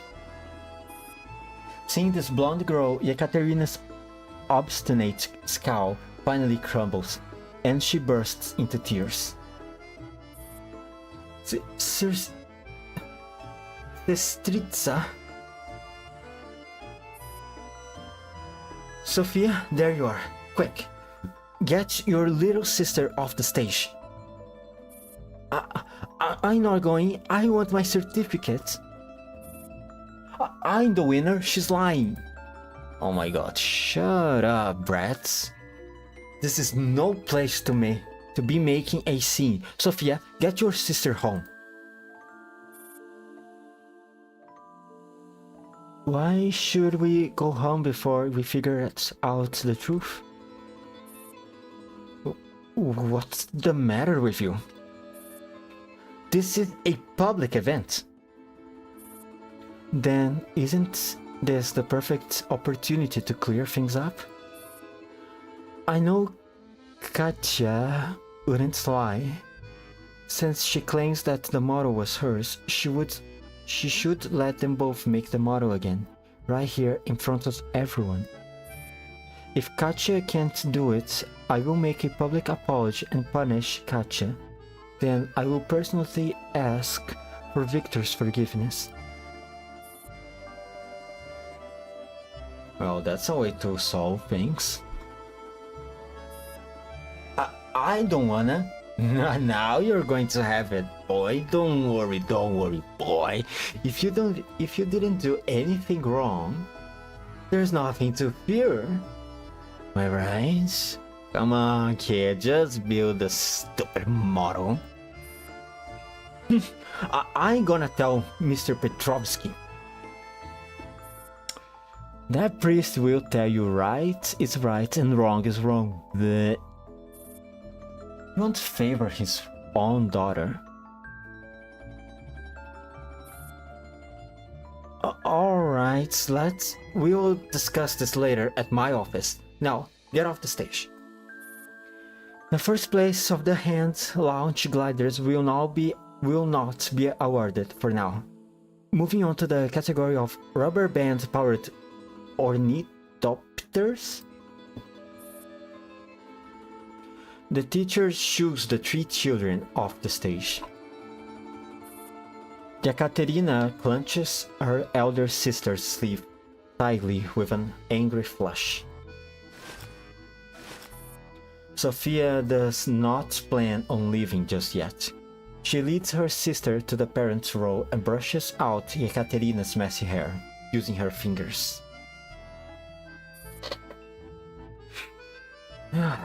Maybe I should get Djadja Ivan to give you some MMA lessons before I go. No need, I actually a really good fighter. If it weren't for the grown-ups, I could have taken on 5 boys like him at the same time. That's the spirit, girl, beat them up.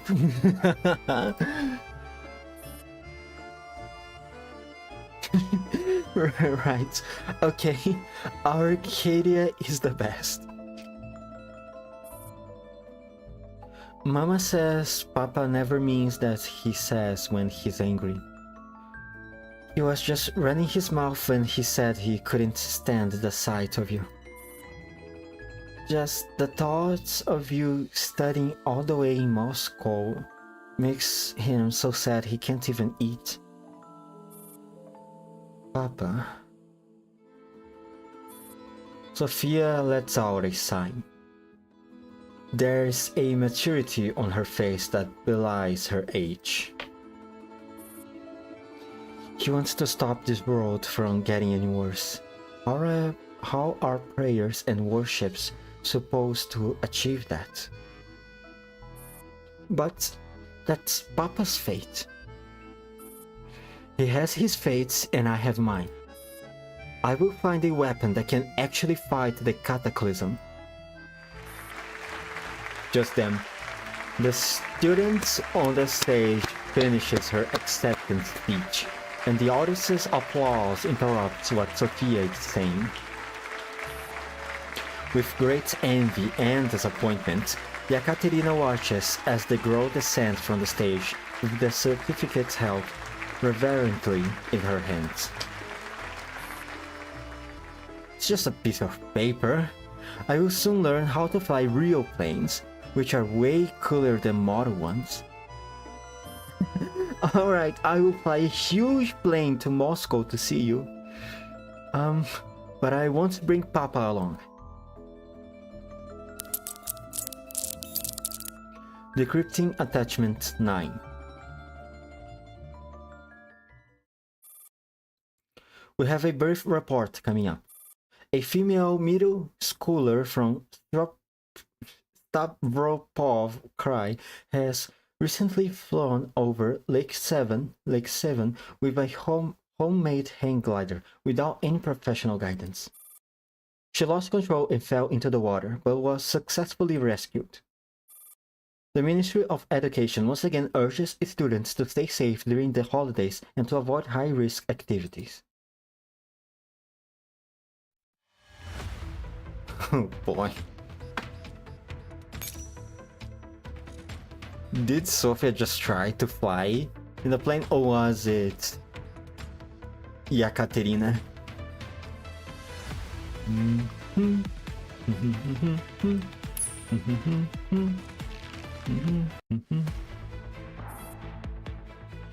Eisenerstag, Frankfurt District, Frankfurt.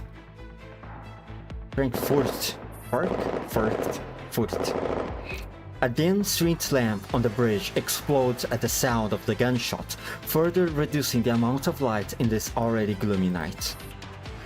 The statuesque doll stands on the sturdy bridge, almost blending into the night. Oh, there she goes! The woman, the legend, the myth, the absolute unit, the strongest doll in the Neo-Soviet Union. RPK 16. Answer me one question. Oh man, I'm not sure what tone of voice I should give to her. I'm fearing trying to give her a strong one and end up just sounding too forceful. In the silent night, the river flows on. The behemoth of a doll has a weapon trained on where a core used to reside. It is a threat, but also one last show of their old friendship. What, they were friends? These two? Really? I thought AK-15 hated RPK. The woman who is held at gunpoint simply smiles, looking as wicked as ever. You should call me by a different name, 15. I'm not RPK-16 anymore. I now have a human body, so I should have a human name.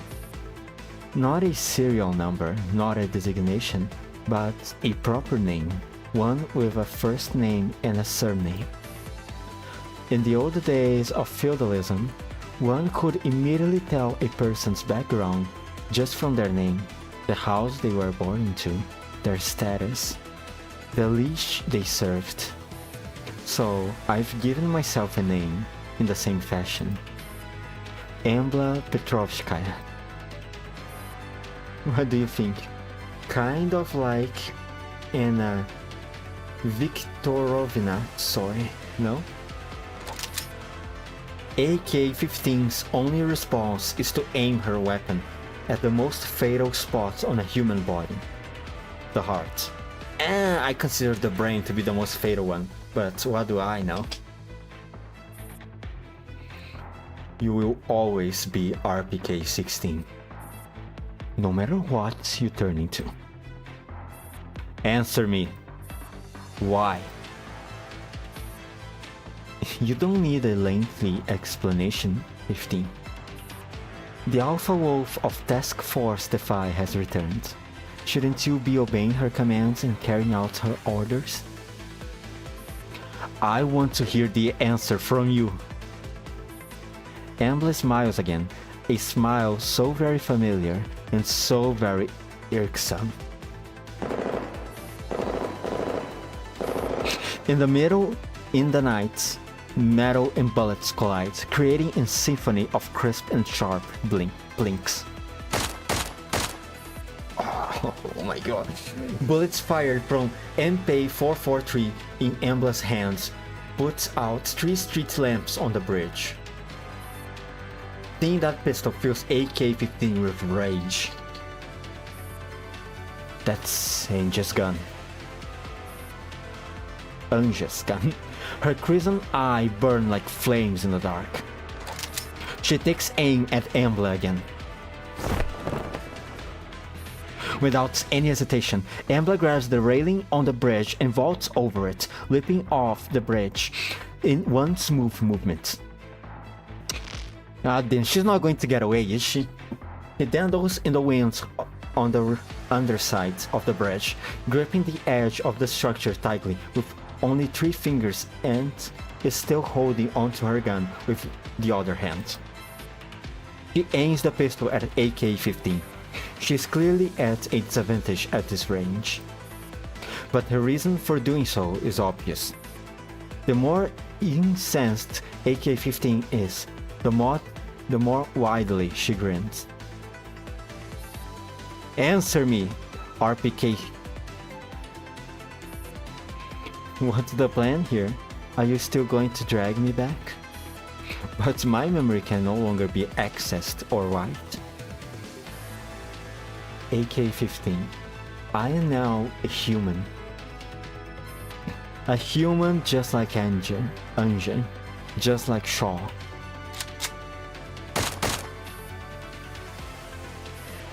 Two gunshots ring out simultaneously.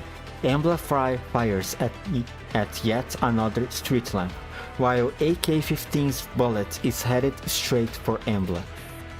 Darkness engulfs the light, but AK-15's sight is not the least bit affected. Even though the bridge is now plunged in darkness, if RPK-16 vaults back onto the bridge, she will be able to see her perfectly. AK-15 suddenly dashes across the bridge like a flash of lightning and makes a beeline for Embla. Embla launches herself lightly off to the side, to the left, but her human body has no hope of matching AK-15's speed. In just the blink of an eye, The white mastiff is already pouncing on her prey, with her sharp fangs bared. Embla tries to brace herself against the oncoming attack, but she is still sent flying, as if she has been hit by a tank. Paralyzing pain shoots through her arms, and the next moment AK-15's hands are already closing in around her neck. Embla's eyes narrow as she throws something out.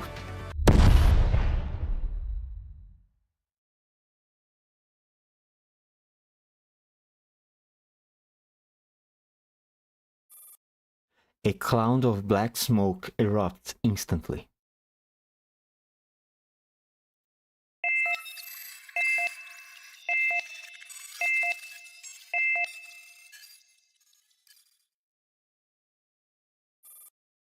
An alarm is immediately triggered.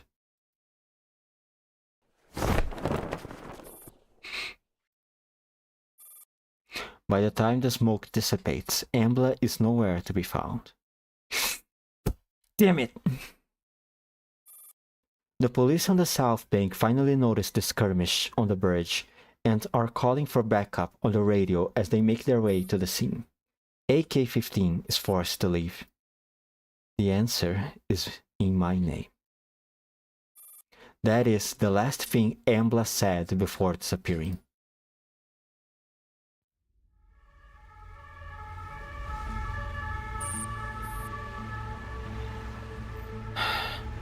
This is AK-15. I encountered RPK-16 on the Eisener stag. She got away. This is AN-94. Please give me a summary of your run-in.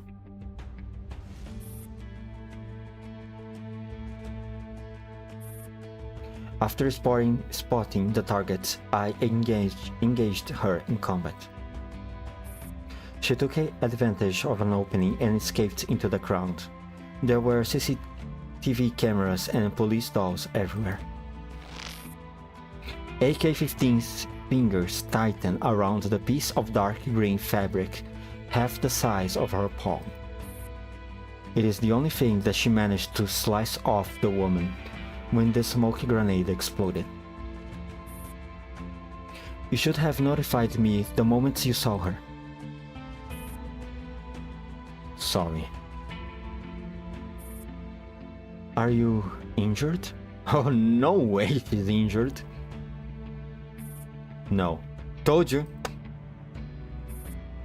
Withdraw for now. The police will be alerted if we go after her again. Right. She's changed a lot. 15. She is no longer the RPK-16 we knew. She said the answer was in her name, Embla Petrovskaya. What did she mean? Petrovskaya is Shaw's real surname. Samantha Shaw is just an alias. Her actual name is Yekaterina Vasilyevna Petrovskaya.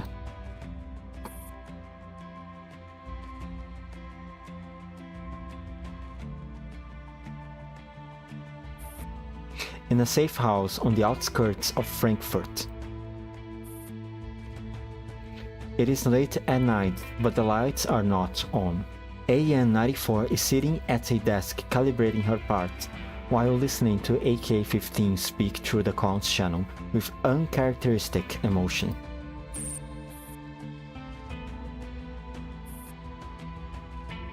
"12 never told me anything about Shaw. She has also changed a great deal after coming back from Avernus.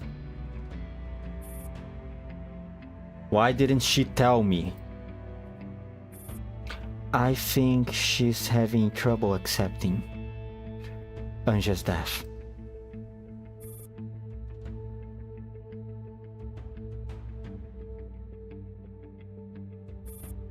And RPK-16's betrayal. She is blaming it all on herself. If she hadn't transferred her command authorizations to 16, if she had handed them over to you or me, things might have turned out differently. That's not true. Nothing will change as long as we still trust her. You're right. But that doesn't make her feel any less guilty.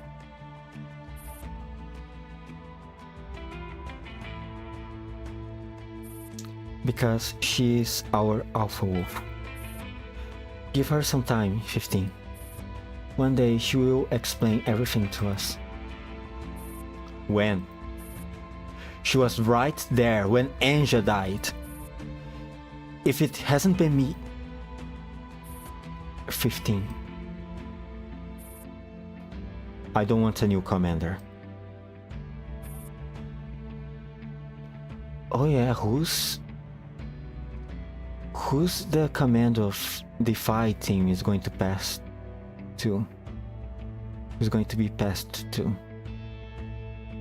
Kay? Or a new partner? I'm sorry, 15, but work is work. Well, we are all on the same page about that. I met with StateSec and the new Soviet embassy today. They told us to keep a low profile. We are to stand by and wait for further directives.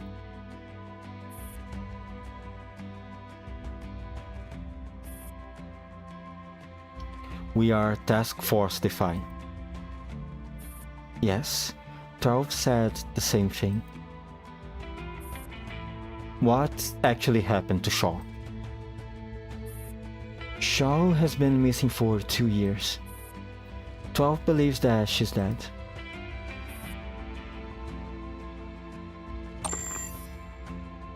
The call ends. AN94 turns to look at the doll lurking in the shadows in the safe house. Why didn't you talk to her yourself? 12.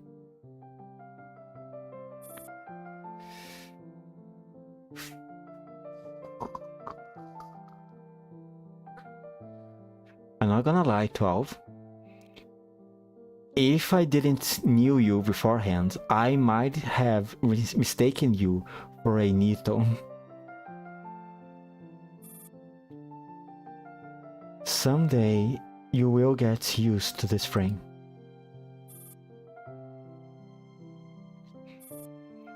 Are you soaking, 12? 12?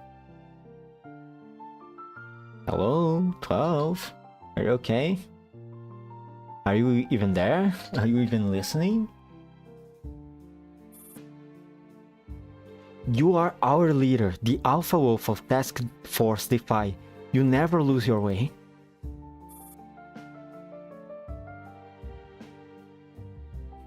Feels like talking to a vegetable, doesn't it? I have not lost my way. I'm sure most of myself than I have ever been. I am more sure of myself than I have ever been. It may be a bit presumptuous of me for me to say, but you're running away, 12. 94. If the devil can satisfy all your heart's desires, will you sell your soul? If he could bring Anja back and restore the fight to the way it used to be, I would. In a heartbeat. If it were the only thing I could do for the fight right now, I would do it. Do you still remember that Halloween? The game we played together? The one that we never finished? What about it? What word did you get back then? Anje? No one speaks again in the darkness.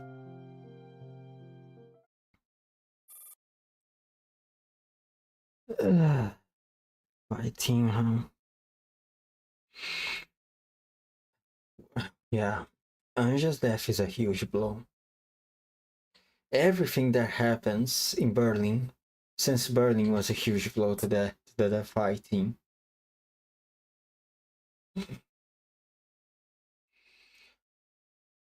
No wonder they are in such a state.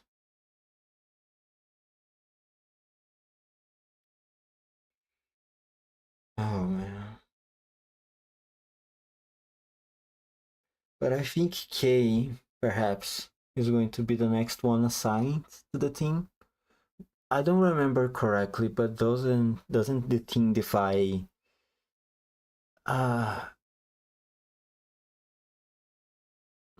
isn't Team Defy parts of the Stasi? I think it is. Yeah, it might be. State Act is German, isn't it? I don't know. Either way, their whole situation just sucks, man. I can't believe also how. What the hell did RPK, sorry, Embla get away from AK-15? It's very impressive, I have to say, but at the same time, it really, really, really sucks. Anyway, continuing, the story is long and we don't have many days left. Interrogation room 4, Stasi HQ, Frankfurt. Sorry, Frankfurt. Is Frankfurt a better pronunciation? I think I'll try to adopt it. In the gloomy interrogation room, someone's low. Labored breathing can be heard. A pair of hands struggle to break free from the cuffs restraining them, making the metal jingle. Jiggle, sorry. The blond man opens his eyes and finds himself shackled to a metal chair fixed to the floor. After spending a long time unconscious, with his head tilted back, his neck is incredibly stiffening.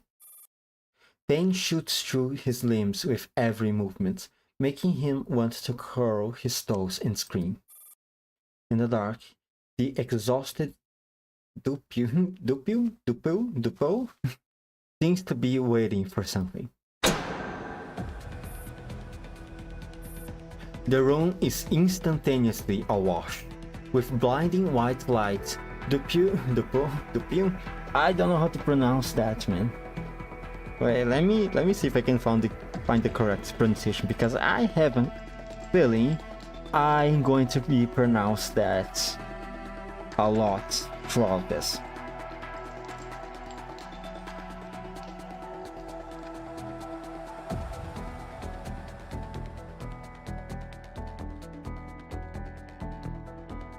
Oh, great Google. Dupu. Of course, it's French. Of course, French. Alright. Sure. Dupu.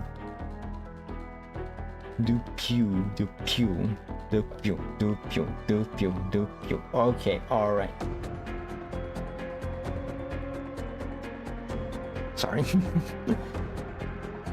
The room is instantaneously awash with blinding white lights. Dupu squints as his eyes water. His blurry sight can vaguely make out a person sitting in a chair across from him. How are you feeling? Colonel Dupu, former head of the new Soviet's first chief directorate and future vice chairman of the Presidium. Well, doesn't this guy looks like a certain actor?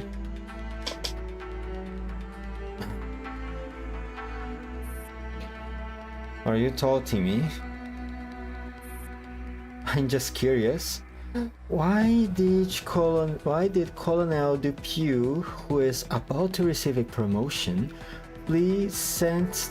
Petersburg in such a hurry? You know, that was just an excuse they made up to send me to Moscow to my death. My cover was blown. I am a double agent planted in the new Soviet Union by the Stasi. If you want to find out anything else, you need to get your superior to come herself. You're too low on the food chain to know. Oh, sorry. If you like it here so much, by all means, wait for her schedule to free up. You won't have to wait very long. About half a year? Is that acceptable? Why you... The Sunspot incident. The defection of a senior member made the Stasi's intelligence utterly transparent to the new Soviet Union. Shortly after that, the evangelist was instructed to persuade you to defect, correct?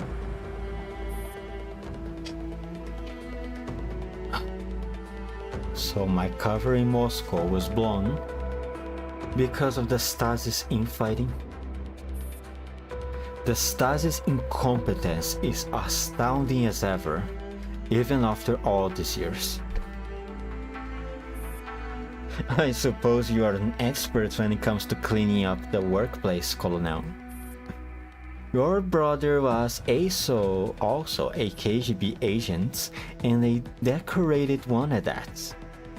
You only got into Lubyanka because he died in the line of duty. I can't help but wonder, what made you decide to join us? Working for the Stasi is a choice, but working for the KGB isn't. If Lubyanka chooses you, you work for the KGB. That's why you forced labor. Labor never ends well. All disputes immediately boil down to contract issues. What do you want to know? The evangelist broke his promise, but we will not.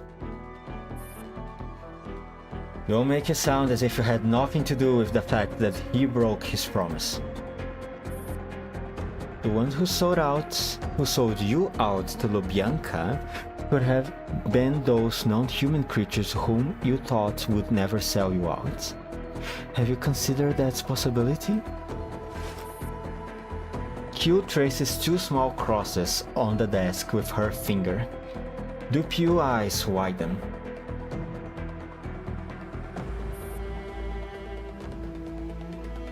You know about Nenram? Of course we do. She was a downline that the Stasi assigned to you. And one of the administrators of the beasting system. Around the same time you got into trouble, she left the new Soviet Union and returned to her real master. Her real master isn't the Stasi. What the hell are you thinking assigning a mole to me? Hey, watch it. It was the evangelist's mistake.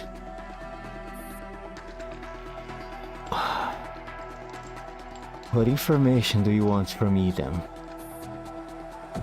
If you already know about the beasting, then there's no point in capturing me. Did you supply this file? Q opens a dossier, revealing a clear photograph on the first page. The file is on a woman named Yekaterina Vasilyevna Petrovskaya. Yes. Shaw went missing? Yes. From what I know, she's dead. You're testing me. Just trying to gauge how cooperative you are, Colonel. After all, you were also once a master spy.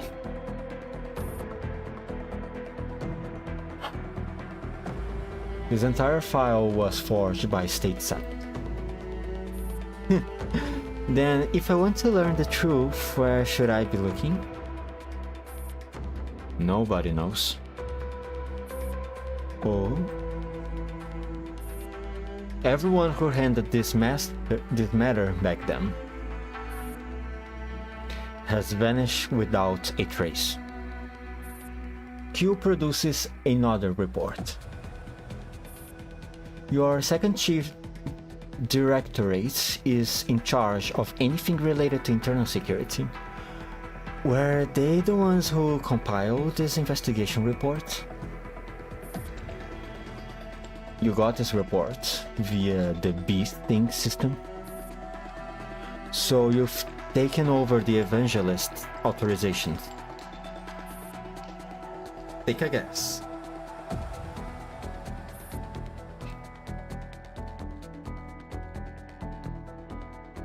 Looks like you lots have finally put an end to your infighting. Dupuy lets out a sigh.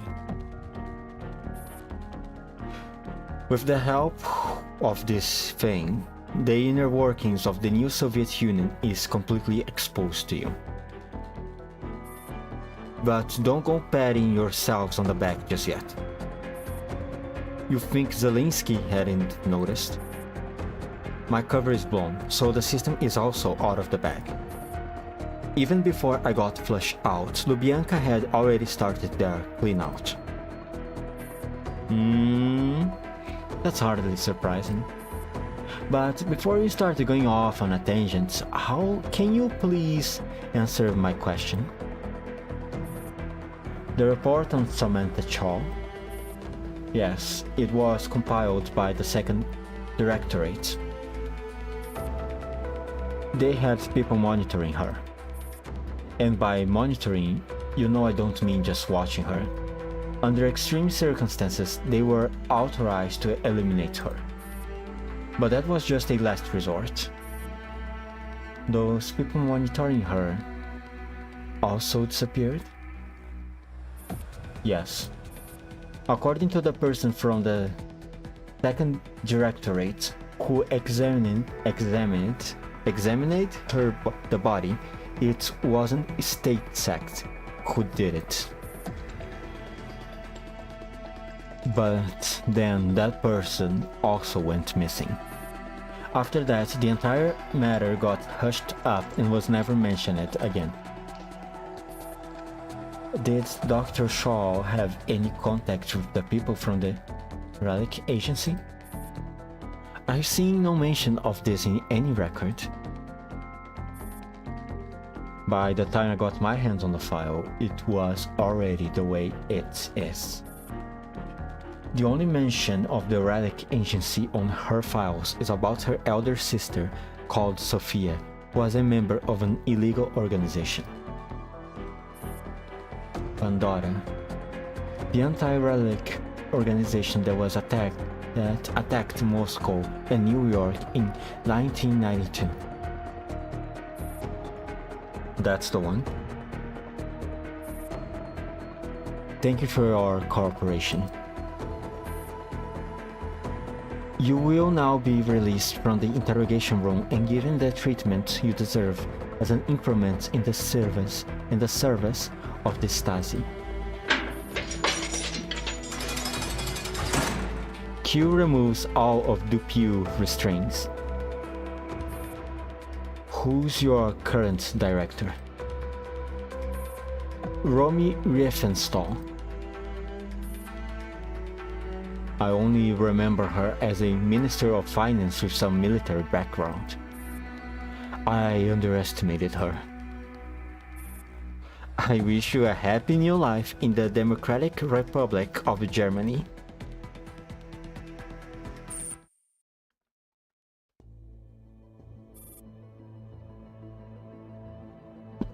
A communications request from an unknown caller. Oh my god, Alien, how long has it been? Jesus Christ, good to see you again. And Miss Kruger is here too. Do we pick up, Mr. Kruger? Kruger shakes his head and waves his hand in the air, gesturing for Alien to take note of the cameras all around them in the room. Surveillance cameras that are blatantly in full view. Been so long since I have seen you two. Man. Alien lets out a quiet sign and rejects the call. What if it was news from the commander? I know how you feel. I am also desperate to know how the commander is faring. Oh, thanks, father.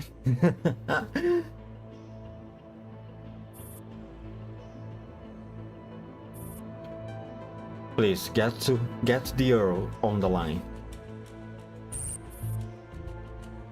The call is soon answered. It's me. My old friend, what can I do for you? Nothing. I just want some information that I deserve to know. Worried about your young protégé again? In the past, I was always clearly aware of the commander's movements.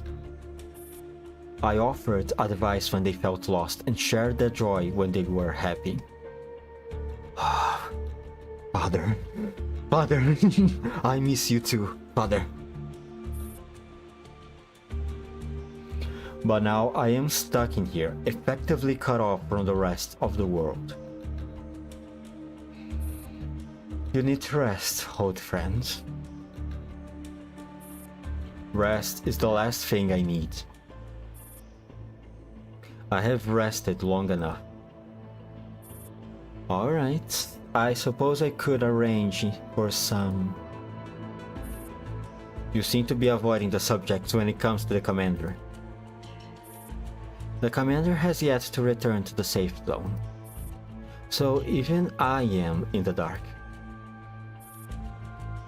I am just a bit concerned. They managed to escape from Stalin and Baldiski unscathed and even produced some spectacular results in the Black Zone. I don't think there's any cause for concern.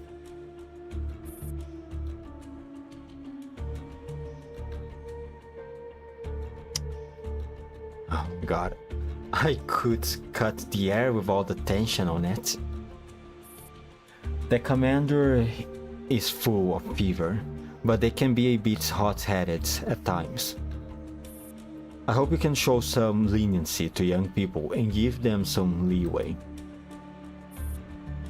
I have already been very patient.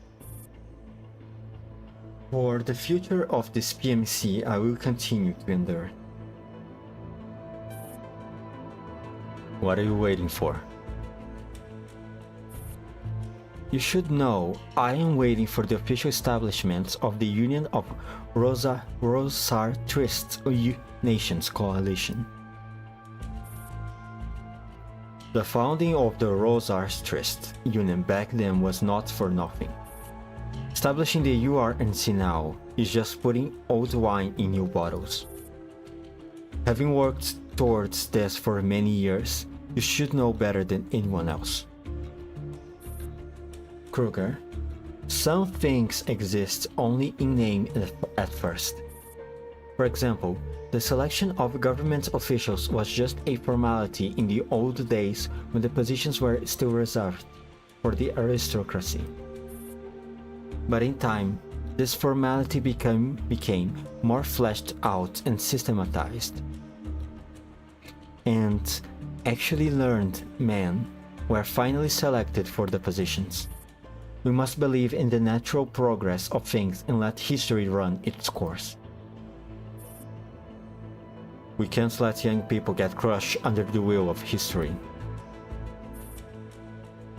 If they are willing to take their place in the chariot, they will naturally become heroes.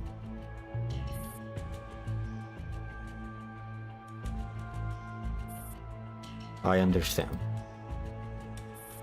I wish you good health, old friend. The Earl terminates the call.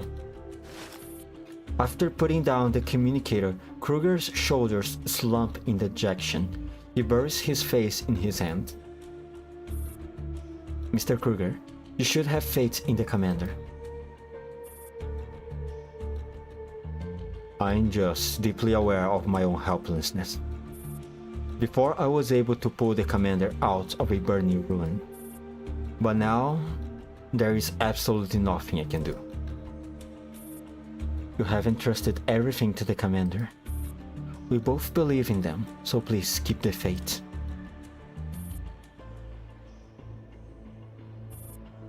It's not over yet.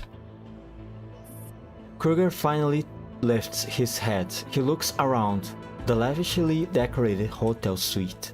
The smooth velvet curtains gleaming in the light are like two soft prison gates. At this point, what else can we do for the commander? I'm sure the commander will never give up, no matter how difficult or helpless the situation becomes. They will survive, just as they have always done. I hope you're right. Dawn breaks in Berlin, but the sky does not brighten. Everything is shrouded in a layer of grey fog.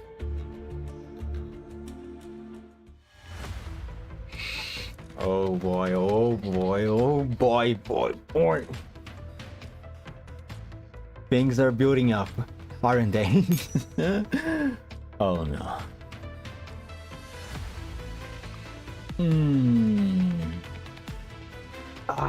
Nemram, was it?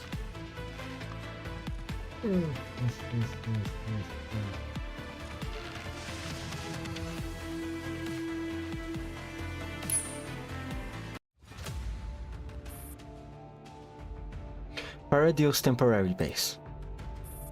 Some instruments are in the process of being unpacked in the brand new laboratory. Assistant Nitos mill about industriously and assemble them in silence. Nemram consults the manifest and checks the inventory again. After making sure nothing is amiss, she heads towards a room nestled in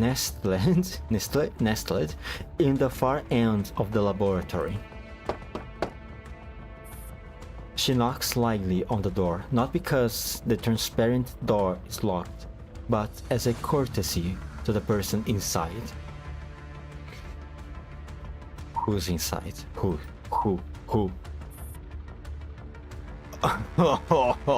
Oh my god, woman, you look awful, to say the least. I didn't know that mummies can live so long.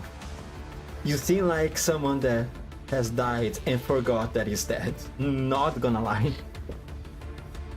Oh man. Sorry to intrude.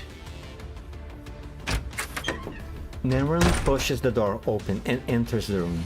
She hands the documents over to Laplace. This is a detailed report on the expedition. We successfully hacked into the enemy's intelligence agency, Clarion, located in St. Petersburg.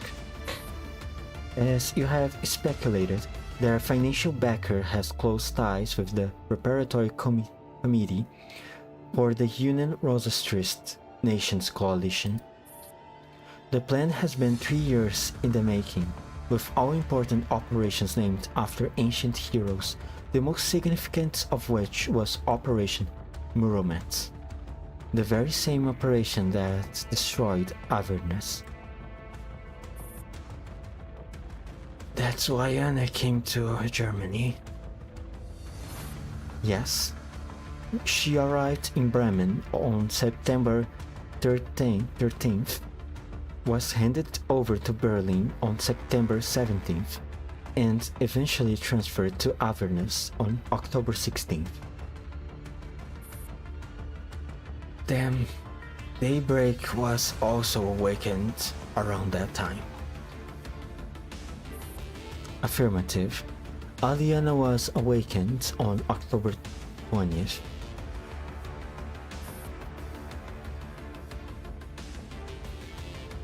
They made their move much earlier than we had expected. Apologies. The beasting system was still flawed back then. I don't mean to blame you, but Project Cocoon is unfortunately hampered by this unexpected development. Still, that's just the way it is with many things. Sometimes a big breakthrough at a key juncture can save you 10 years of work, while some seemingly insignificant errors can delay the research progress by a generation, or several generations even. In any case, the key has manifested. Your experiments will surely succeed. Until we have the results, failure remains a possibility, even if we have a 99.99% chance of succeeding. But you are the greatest scientist of our time. Am I? I'm not so confident. The connection breakdown in the lake of cognition must have had a massive impact on you. The situation will be resolved soon.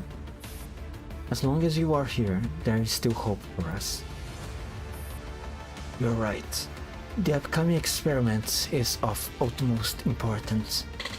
Not only will it validate decades of research and development, it will also shape the future of humanity. You will not be disappointed. Nemram hands over something else. It is a weekly newspaper.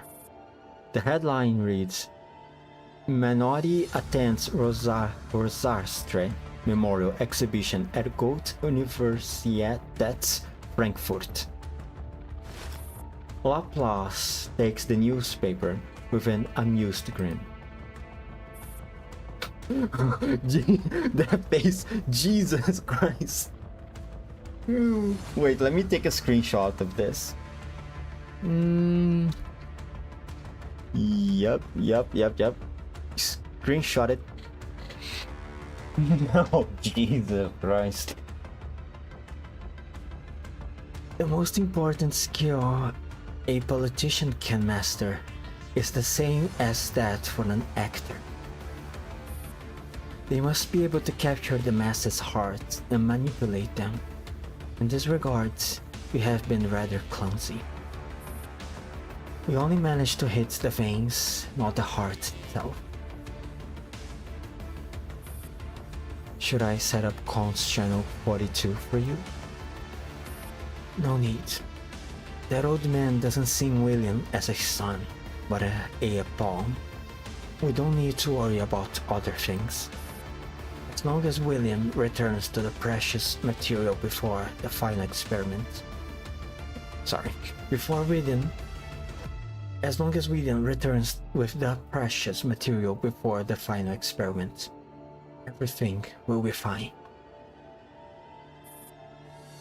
There are only 2 more weeks until the gentleman's deadline. That's a politician's timetable. Our reactor needs time, and scientific progress is never determined by politics. Oh, really? Tell that to the Cold War, woman. And then, science cannot be separated from politics. We didn't want the people of Frankfurt to miss the fireworks. So, he made a point of pointing this out. That's your problem. Understood. Should we keep monitoring Pandora? She has already fulfilled her purpose as the control of the experiment, so she is no longer useful to me. Do what you want with her. No problem. From now on, I will be completely focused on the experiment. I don't want to be disturbed for any reason. As you wish. Leave these lab assistants behind and take everyone else with you. I'm leaving everything to you. It is my pleasure.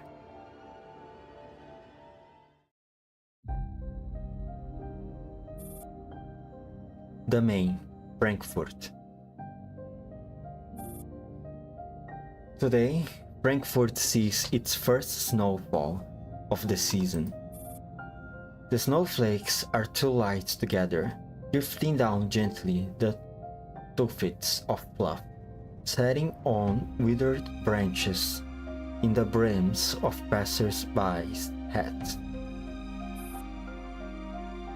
The sanitation dolls have already started their work, sweeping the thin layer of snow from the middle of the roads to the side.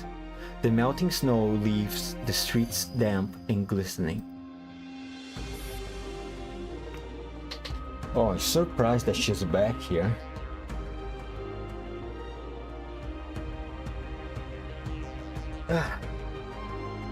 Phew. Ambla's breaths now form visible tendrils of white. She walks among the hurried crowds, admiring the view of the Main and feeling the press of the throng around her. My time is as tight as a violin string on the verges of snapping, as fleeting as flowing melody. Life slips by just like that if I don't pay attention. For here am I, suddenly happy to spend precious time savoring life. Anje, you never seemed to cherish days like this. Neither did Shaw. You two were more devoted to your work than dolls around by their programming. Than dolls bound by their programming. I should probably work harder too. Ambla's steps comes to a halt. The crowd surges past her like a rushing river. She gazes quietly at a restaurant across the street. The warm light spilling out feels like a mysterious invitation. But right now, all I want is to steal a moment for myself and enjoy a quiet breakfast.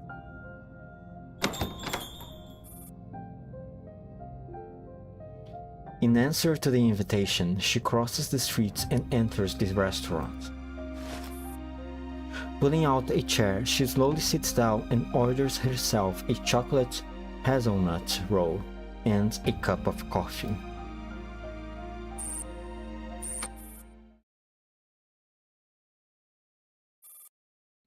The con's request from Morido pings repeatedly. Feeling an inexplicable boldness, Ambla decides to ignore the call and keep chewing leisurely on her roll. After swallowing the bite and taking a sip of coffee, she finally picks up. Bro Ambla, is Paradise giving you too much freedom? You think so? I actually feel like work is taking up too much of my personal time as it is. Now you've been learned to be self-indulgent. You have truly inherited all the worst traits of humanity. How could that be? I've merely mastered the art of slacking off. Surely you can understand the feeling of not wanting to work, having worked in Ulrich's office yourself. Sorry to disappoint, Frau Ambler. My job was setting deadlines for everyone else.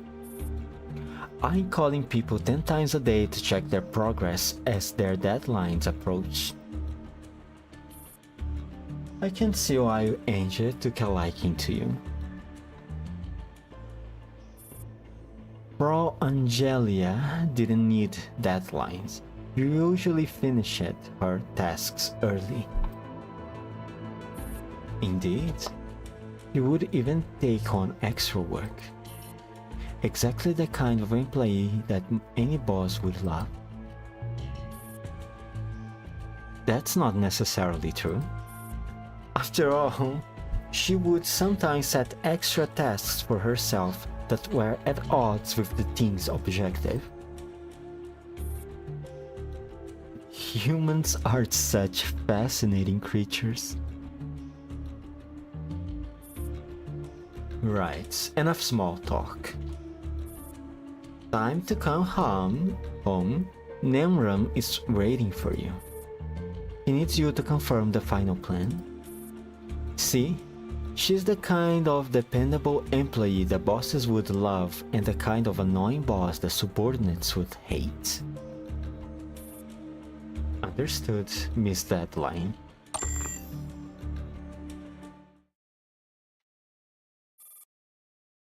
In a safe house on the outskirts of Frankfurt. The safe house is unremarkable and seemingly empty at first glance, but the faint glimmers of light in the shadows reveal a presence. It is AK-12, quietly hiding. Yet the peace isn't meant to last.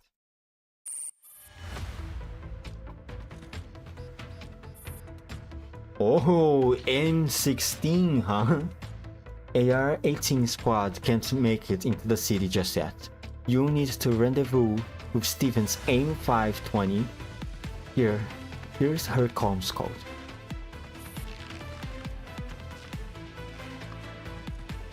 DeFi doesn't work with others. She has what you need. Is this why you had me deploy early to Frankfurt?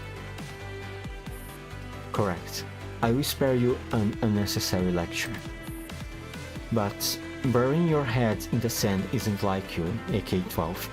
That's not the DeFi I know. We don't need to prove ourselves anymore. Really? Then what are you afraid of?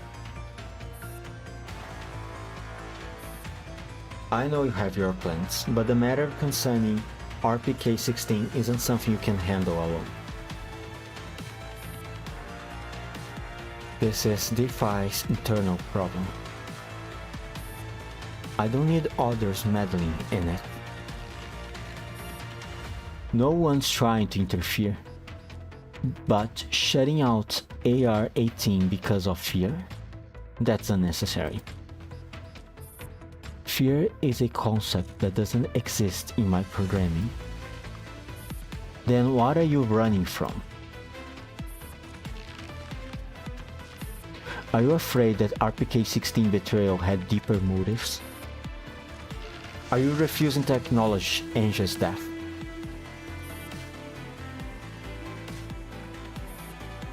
You are scared of seeing RPK-16, scared of seeing that body, scared that you will want to kill her but hesitates when the moment comes. Don't project the emotional entanglements of your AR team onto me. I don't generate such convoluted and melodramatic emotions. Really? I'm just disgusted. Wake up. This isn't Ungen, nor it is RPK-16. It is an abomination that has no place in this world. You are mistaken, M16. I will not hesitate to kill RPK-16. She will draw her last breath the next time I see her. As for Anje, no one knows how she died better than me. No one. Of course, I know it's just a corpse. The real Anje died long ago.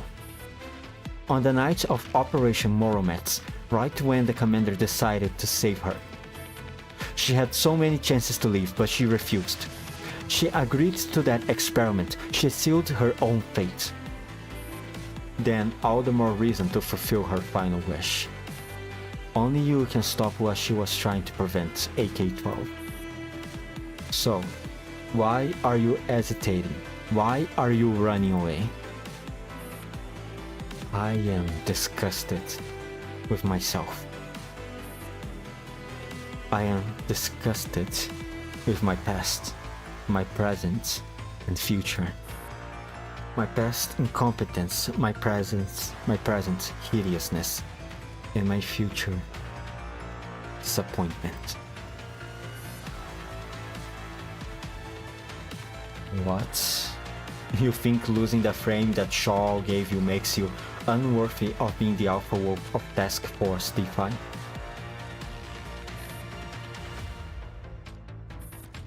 You're such a coward.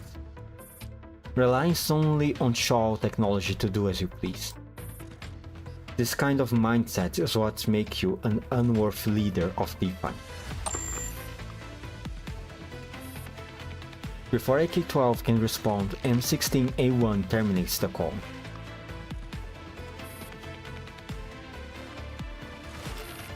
AK-12 looks down at her hands.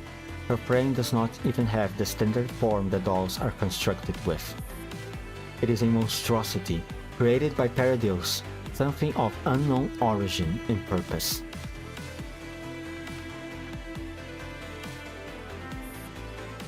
In a laboratory on the upper levels of Avernus. 12. This is the frame that I've picked out for you. If you want to leave Avernus alive and seek vengeance, it is your only option. Because this place is about to be destroyed, and I must get out of here, taking Anje with me.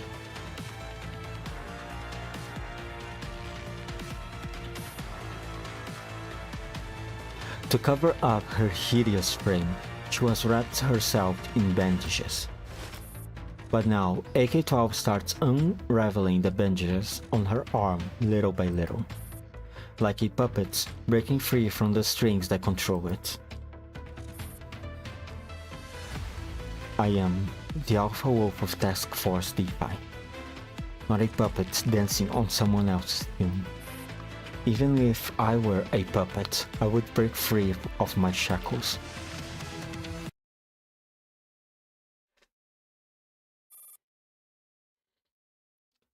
Paradeus temporary base.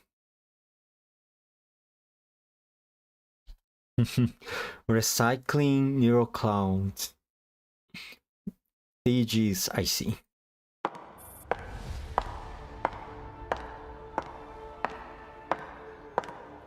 Neron enters the hall and directs her gaze at the white-clad girls gathered in front of her. From now on, I'll be taking charge of Project Cocoon.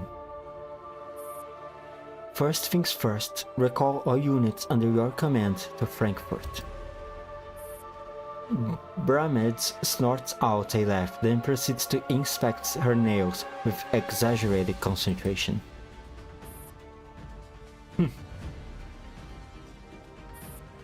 Marido, it was all thanks to your spectacular performance in Berlin that Project Cocoon had to be delayed. Things are not what they used to be, Sister Nemram. I had also many subordinates back in Berlin, and still mistakes happened. What am I supposed to do here in Frankfurt? If you knew how to work that brain of yours, you should know that quality matters more than quantity. Morido smiles coldly with narrowed eyes.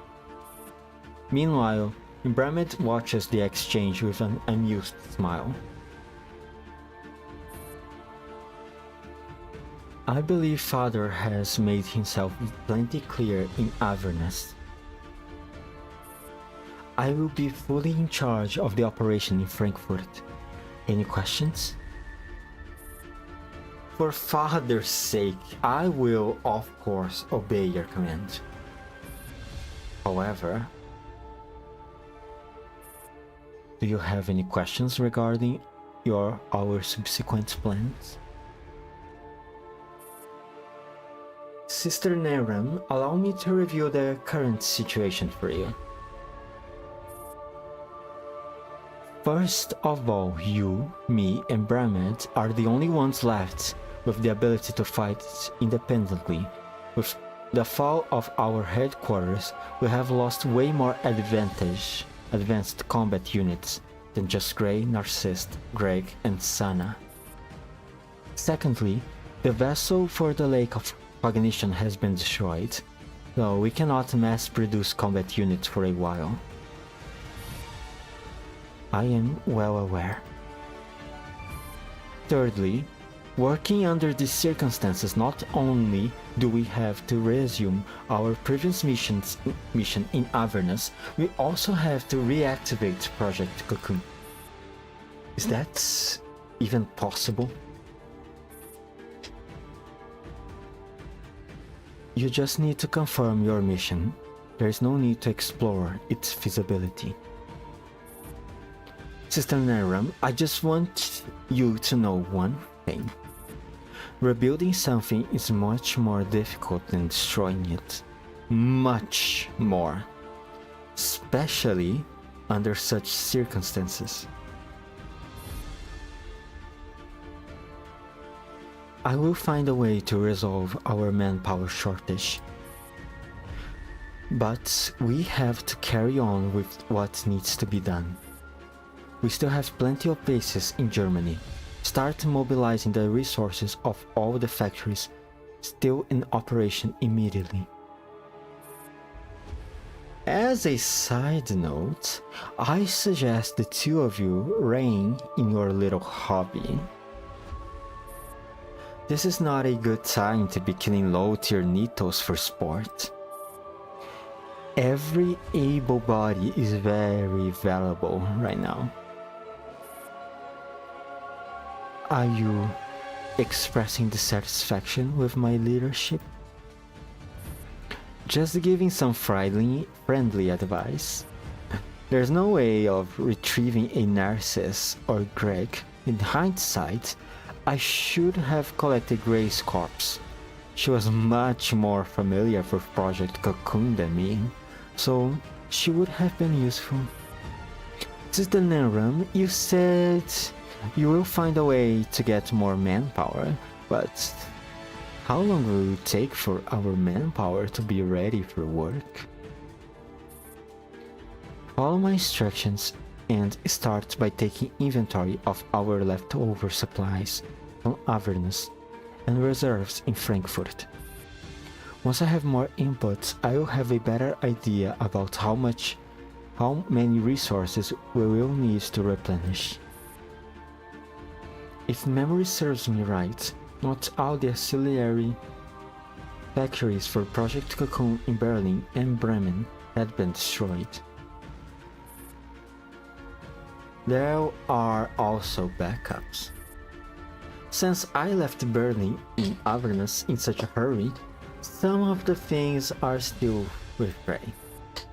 That includes factory supplies, research materials, and our informant's contact information. I will need to restrain the authorization check. Now that we've made it to Frankfurt, I will readjust all authorizations. When I withdrew from Moscow many years ago, I left some people there. Our priority right now is to take stock and organize everything in our possession. I need this done in 2 days. Can you do it? Sure. What about Embla?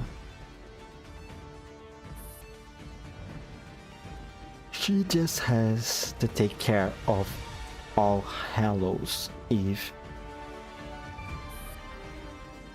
Alright. I will take stock of our assets in Berlin and Bremen. Say, I'm curious. In the previous iteration of Project Cocoon, were you the PIC's sister Moridon? Sister Neron is the information I can divulge. Bremed, this doesn't concern you. Just focus on doing your part. I just find it odd that we don't have a corresponding high-tier Nito in Frankfurt. That's a bit unlikely, you, Sister Neron.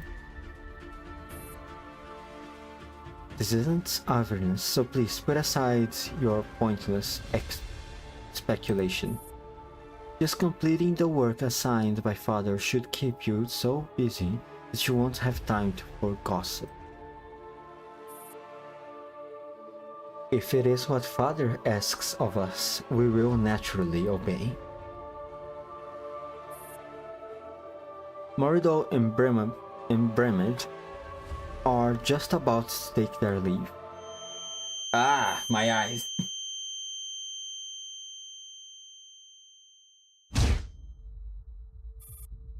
The piercing noise topples the two Nitos to the ground like a wave. Even Nimrod staggered slightly under the force. Amidst the assault of such an unusual and deafening noise, they all realized that something has changed irrevocably.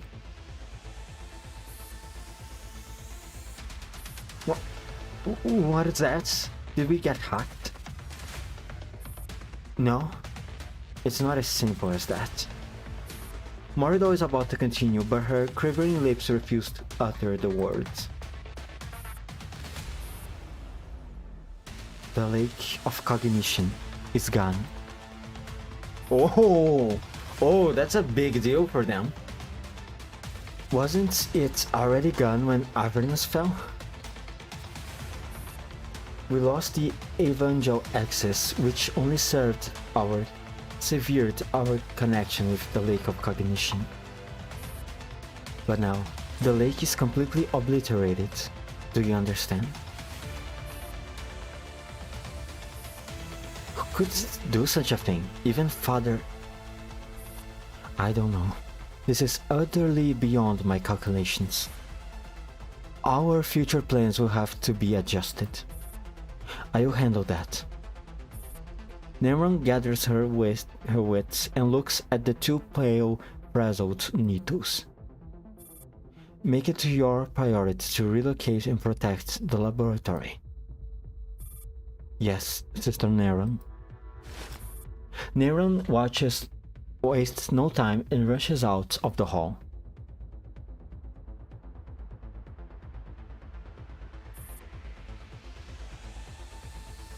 Half an hour later. In materials and instruments we have been transferred from the other labs. We are now in the process of transporting the staff. They will be departing from the base in 10 minutes. All that's left is the lab that I cannot access. Understood.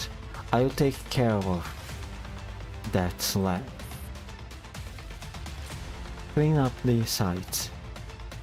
Don't leave behind any traces. Alright. Also, Embla is back. He needs you to approve her entry. Neron walks over to the monitors and pull up the feeds of the surveillance camera outside the base. In the feeds, Embla, who is slightly bored and waiting, waves at the camera with a smile. Dear Sister Neron, please open the door for me.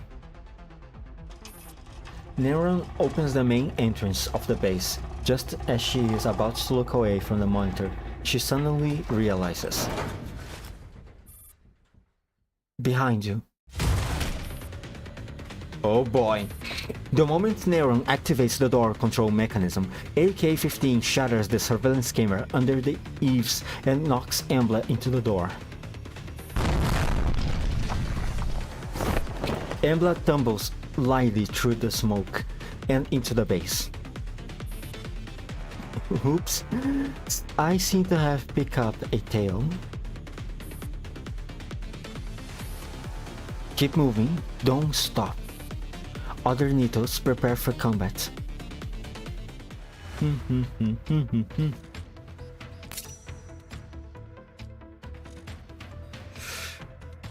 Not gonna lie, I was starting to feel a bit dizzy.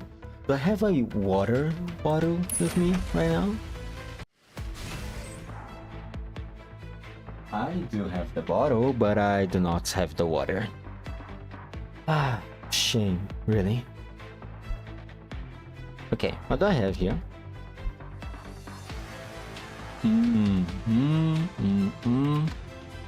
This map doesn't have a second floor, does it?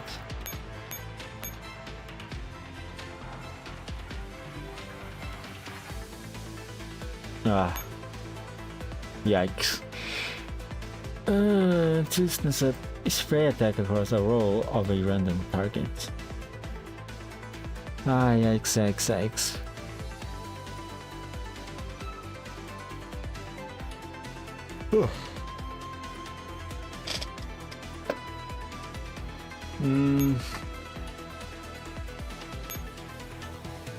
Oh wow, look at that. Gundams. This guy has, okay, lots of armored units. Probably good to bring some snipers. Maybe. But I'm also very tempted to bring an AR team.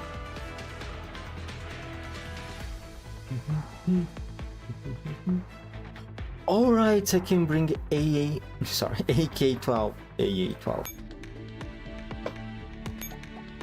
I just managed to get her mod upgrade.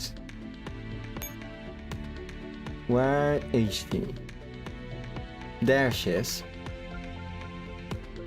Sorry, she's already on the team. In that case, let's pick the second one that I tend to confuse her with.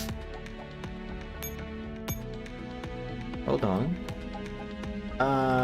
Here, assign you as the leader, and you. There we go.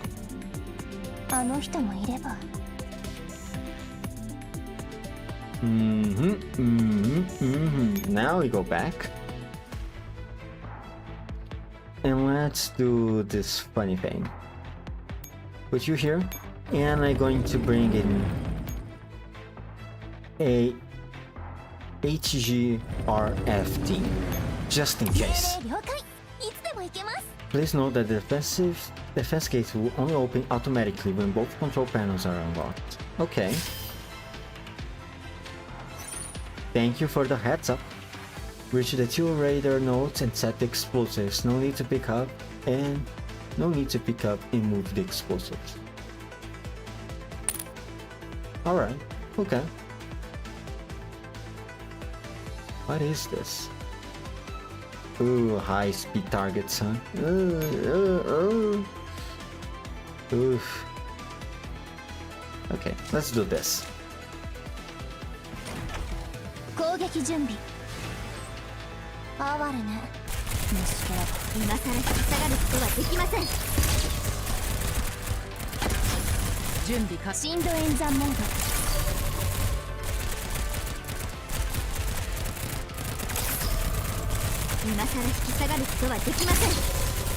Please hang in there, everyone. Please hang in there. There we go.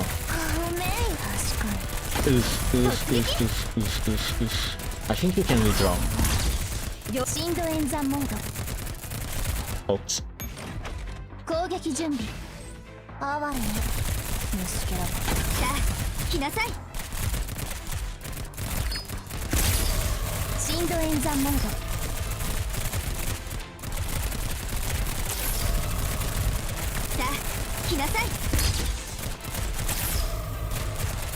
よ震度演算モード Sorry for the silence. I am ごめん痛かった concentrating a little bit. まだ死んでない You're wrong. 自分を守るのです震度演算モードまだ終わっていません。警戒を解かないよ。 There we go. 私は最初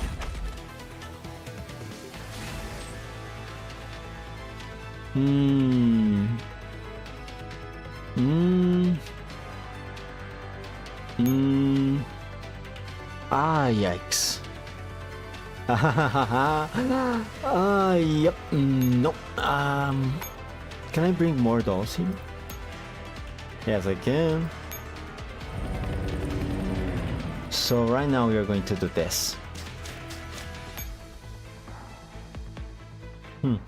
Is this really a good idea?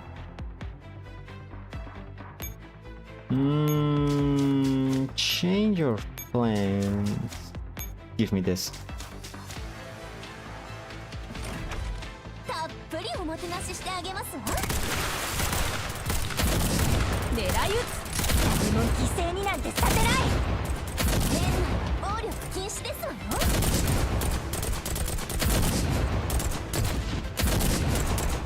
Okay, it's fine, it's fine, it's fine. There we go.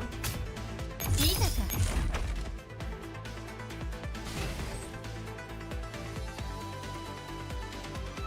You can wait there. You...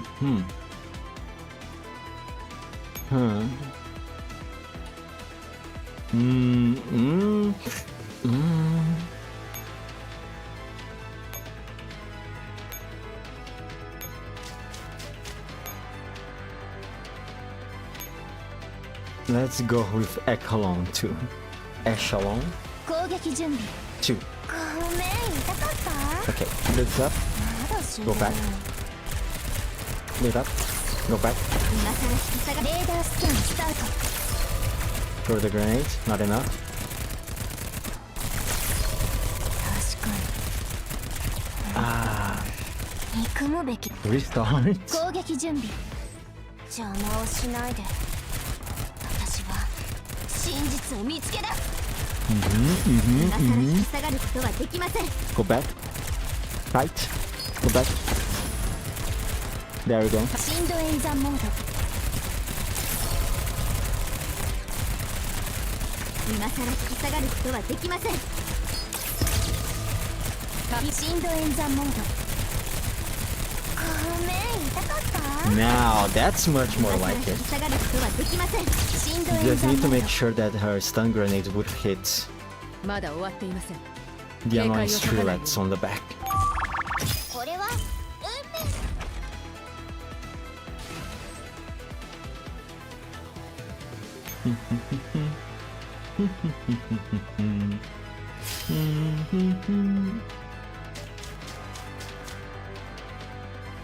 Okay, okay, alright,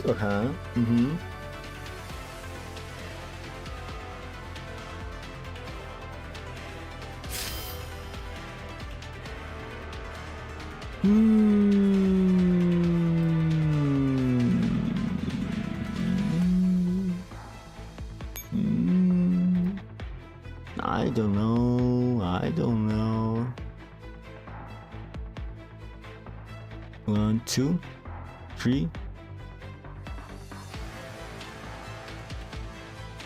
4, 5. Not enough. Should I risk it?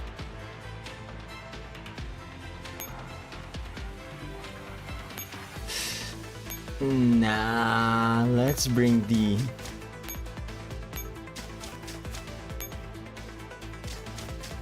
SGMG team here. 全くもって委託ストレス発散からの認識委託ストレス See? お前 Look at that. Their HP bars just melt like かわ butter. いそうに見えてきたの And the shields protect me. Yeah, that was a good call. やった勝ちましたスペクトラ M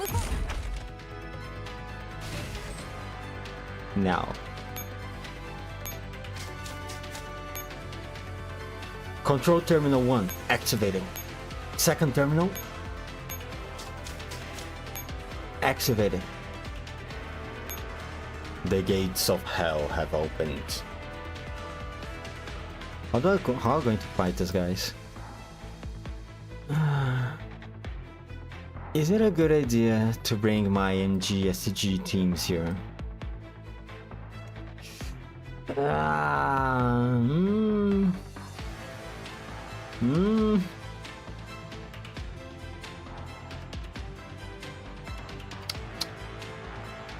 Wait, never mind. I don't need to fight them. I can just go straight to them, through them.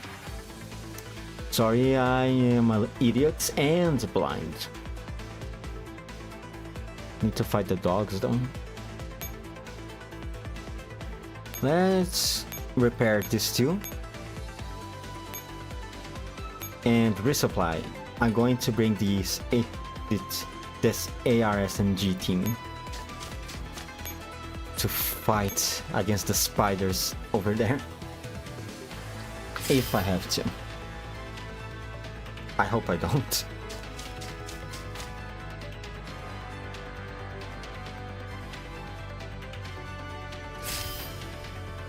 Okay, alright. I'm going to build a supply line. Just in case.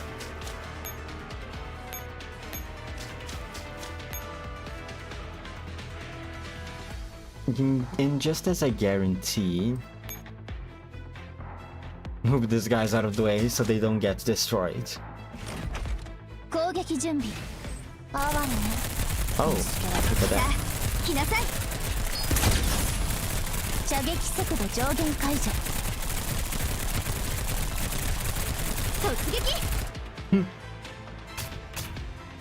任務結果保存中。I'm not gonna lie, it has been quite a while since the last time I have actively look up the names of the enemies, so most of them just have run off of my mind.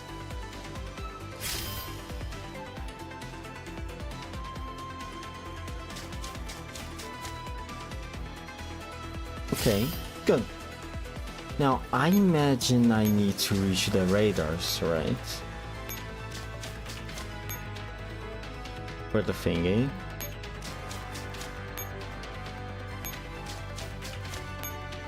Deploy.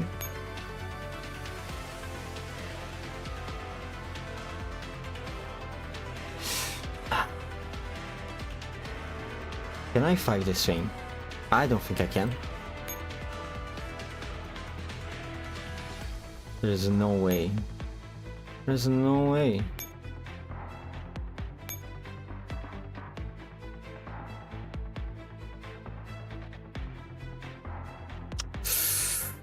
Well, it's not like I will be able to run from here anyway, so...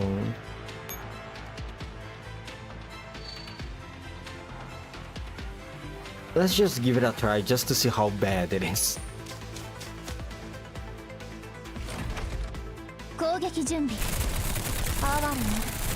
Okay,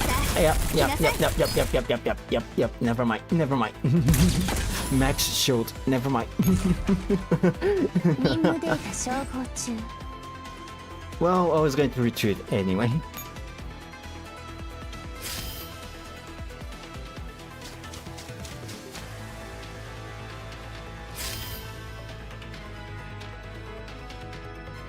Now we wait.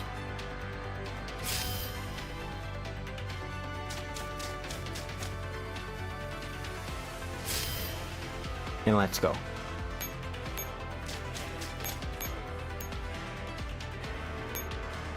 Do I really not have any water in that bottle?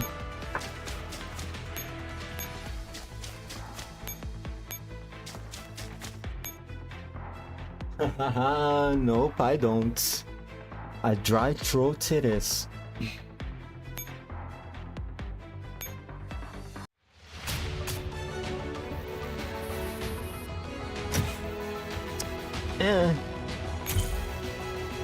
Rank B is not that bad. The ranks doesn't really matter in this anymore.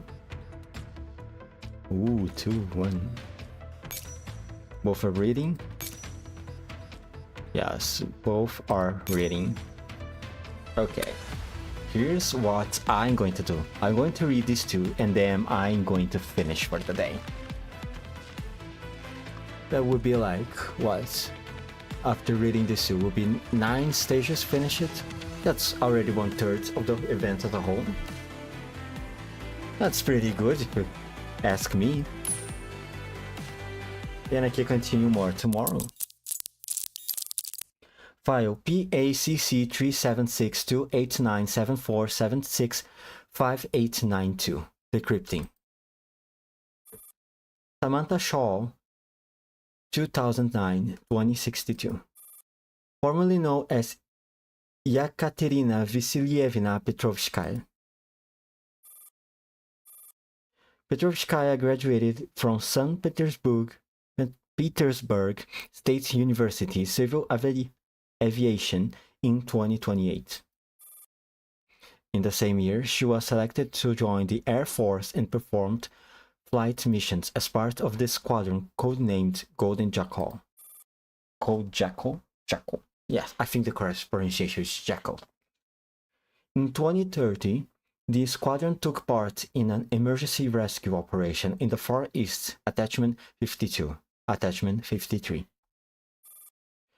In 2032, Petrovskaya and company were received by and awarded medals, Attachment 54.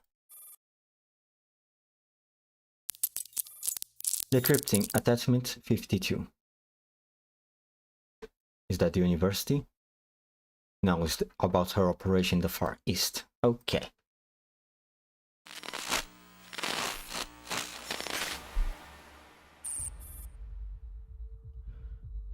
Golden Jackal 1 to command. Golden Jackal 1 to command. Command copies. Search and rescue in Area C-23 complete. Golden Jackal has received 12 injured personnel, all with minor injuries, none with serious injuries. Requesting permission to return. Report. Command, say again.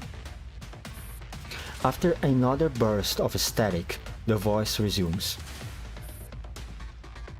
Severe interference. No personnel with serious injuries confirmed. No serious injuries confirmed. Copy that. Command can't reach Coyote. Coyote? Coyote? Coyote, can you contact them? Coyote has moved to Area C-24 for search and rescue. Golden Jackal requesting permission to return with injured to support Coyote ASAP. Golden Jackal, you are cleared to return. Depart from current position. Maintain flight interval. Departing from current position. Maintain. An explosion erupts in the distance, like a thunderclap, and communications are cut off. Audio file playback ends. Decrypting attachment 53.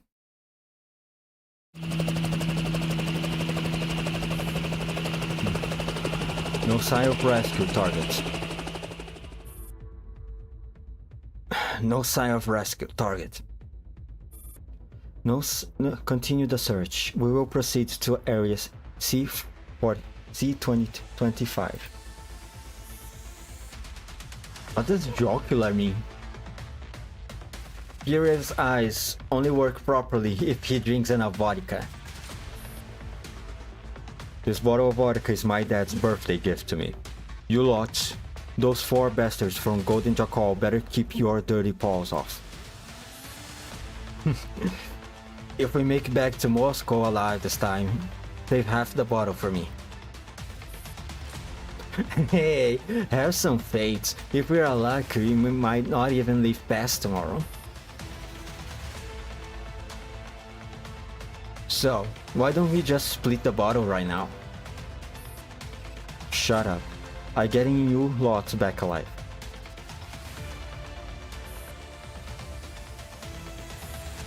The comms channel falls silent. Only the background noise of the helicopters in flights can be heard. Village spotted at 3 o'clock. I see people. Coyote 1 to command. More rescue targets have been found. No response from the comms channel. What the hell is that? An explosion can be heard in the distance like a thunderclap through the channel. Even the calm voice doesn't sound so calm anymore. Coyote to command. A green fireball just fell from the sky, northeast to our squadron, landing over the 10 clicks away. It's related to the unknown explosion. It is related to the unknown explosion in the Southern Sea area, requesting more information. Oh no, oh no. Did they drop? It's the Far East. It might have been the test explosions of the relic gas. Maybe. I don't know. Was the relic gas before or after the Balan Island incident?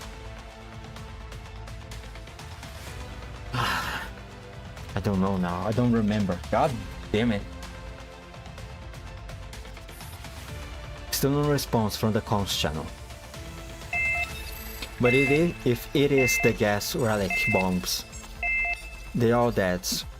They are all going to die here. Warning! Radiation levels rising rapidly. Please evacuate to a safe area. A series of alarm klaxons start blaring in unison. A switch seems to have been flipped, and all the alarm klaxons cease. Should we withdraw? We've lost contact with command. According to regulations, we are allowed to withdraw under these circumstances. But you won't. Look, those people in the valley are cheering so happily. We've got to rescue them. Maybe he just wants some vodka. The comms channel falls silent again. For some reason, nobody knows what to say. Wolf the Coyote! Wolf the Coyote! A youthful voice calls out through the comms channel, but nobody from Squadron Coyote responds. Golden Jackal to Coyote! Golden Jackal to Coyote! This time, it is Yekaterina shouting into the comms channel. Coyote, respond!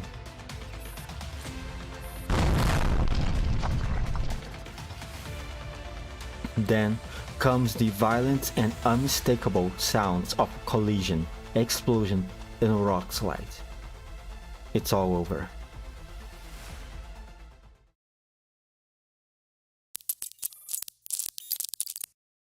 Decrypting attachment 54.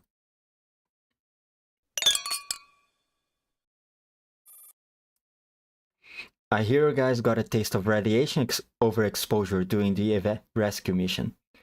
How are you feeling now? It's a celebration. I shouldn't be drinking water. You are absolutely right. It's not a celebration without vodka, is it? As the star of this celebration, is there anything you want in particular? If it's possible, I would like to study at the Zhukovsky Air Force Engineering Academy. Oh, such ambition. You are as ambitious as a man. I hope. Someday people will say this about students of the Zhukovsky Academy. Such ambition. You are as ambitious as Yekaterina Vasilyevna.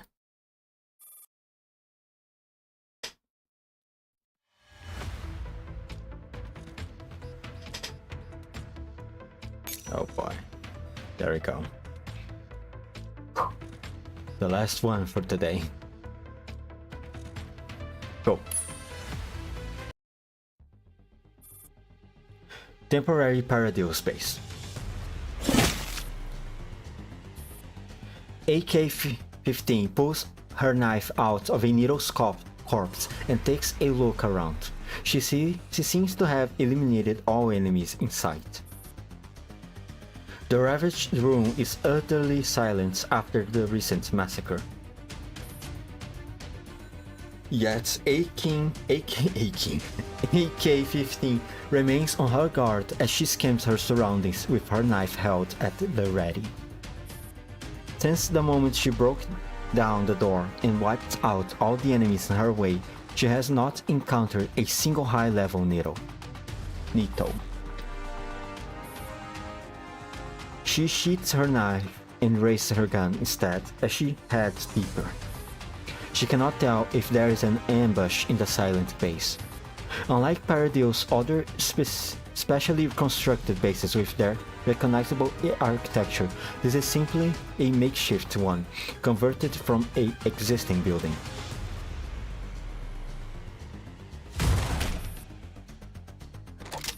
AK-15 kicks a door open and storms into the room. She warily sweeps the interior from side to side with the muzzle of her gun.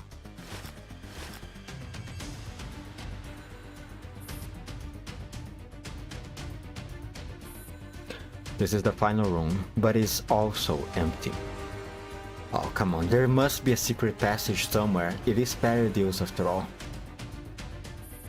Save for all the mangled human corpses littered across the floor. AK-15 lowers her gun and bends down to study the corpses. They haven't been dead for longer than an hour. Paradise unleashed a bloodbath within their own base. Why? As AK-15's brow furrows in thought, an ear-splitting siren suddenly goes off from beyond the door. She promptly moves out of sight while making sure she can still keep tabs on the situation outside. Listen up, whoever's in there. The police has the place surrounded. Lay down your arms and don't put any pointless struggle. AK-15 immediately realizes how this would look. In an abandoned base filled with heaps of Nero and human corpses is a lone T-doll. Outside the window, the police siren is still flashing. An officer has turned on his body cam and is saying something into the headset. AK-15 listens intently. We've arrived at the scene. Yes, the grey building. Nobody answered the door. No signs of any dolls. Are you certain this was a doll attack? What the hell is going on? Sir, the scan hasn't picked up any biosigns. No, wait. Unknown doll signal detected. Seal off all the exits. The police officers and dolls all draw their weapons as they quickly encircle the building on all sides. The police dolls approach with their blast shields. Then comes the sound of them breaking through the door. Do not expose your identity in Frankfurt, so AK-12 was warned her gravely. Using her eye of the snow wolf, AK-15 zeroes in on a weak point in the blockade and makes a hasty escape under the cover of darkness.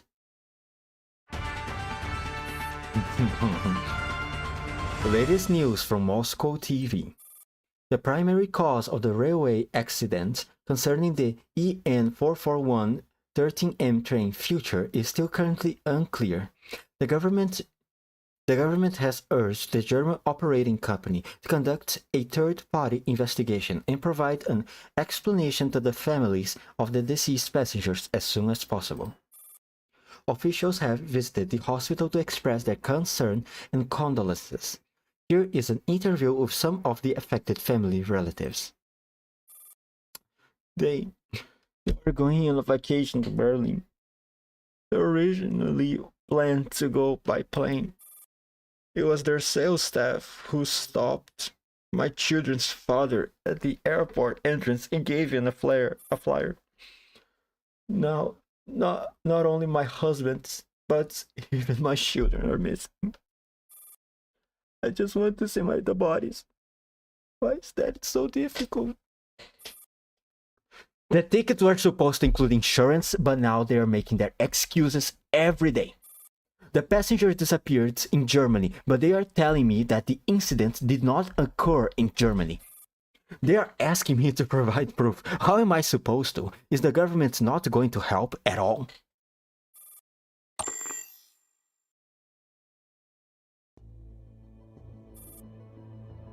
The interview footage disappears from the screen. As it is turned off, two hungered looking men are seated across each other. Can we come up with a solution within the day? We already missed the deadline of the golden 48 hours in PR crisis management. I don't blame you. Even I only found out about the disaster from the news. But the time we got word of what happened and gathered enough information, by the time we got word of what happened and gathered enough information, time had already run out. So tell me, what else can we do? Not issuing a statement is out of the question. This is an international incident. An apology is necessary, but the question is who is going to take the fall? I'm afraid that's not up to our company to decide. I know, but the brass still hasn't made that decision yet. No matter how you cut it, we are definitely to blame. But do we have to keep business coming? Oh my god. Do we have to keep business coming and the route has to continue running? How this incident is handled will directly affect our bid next year.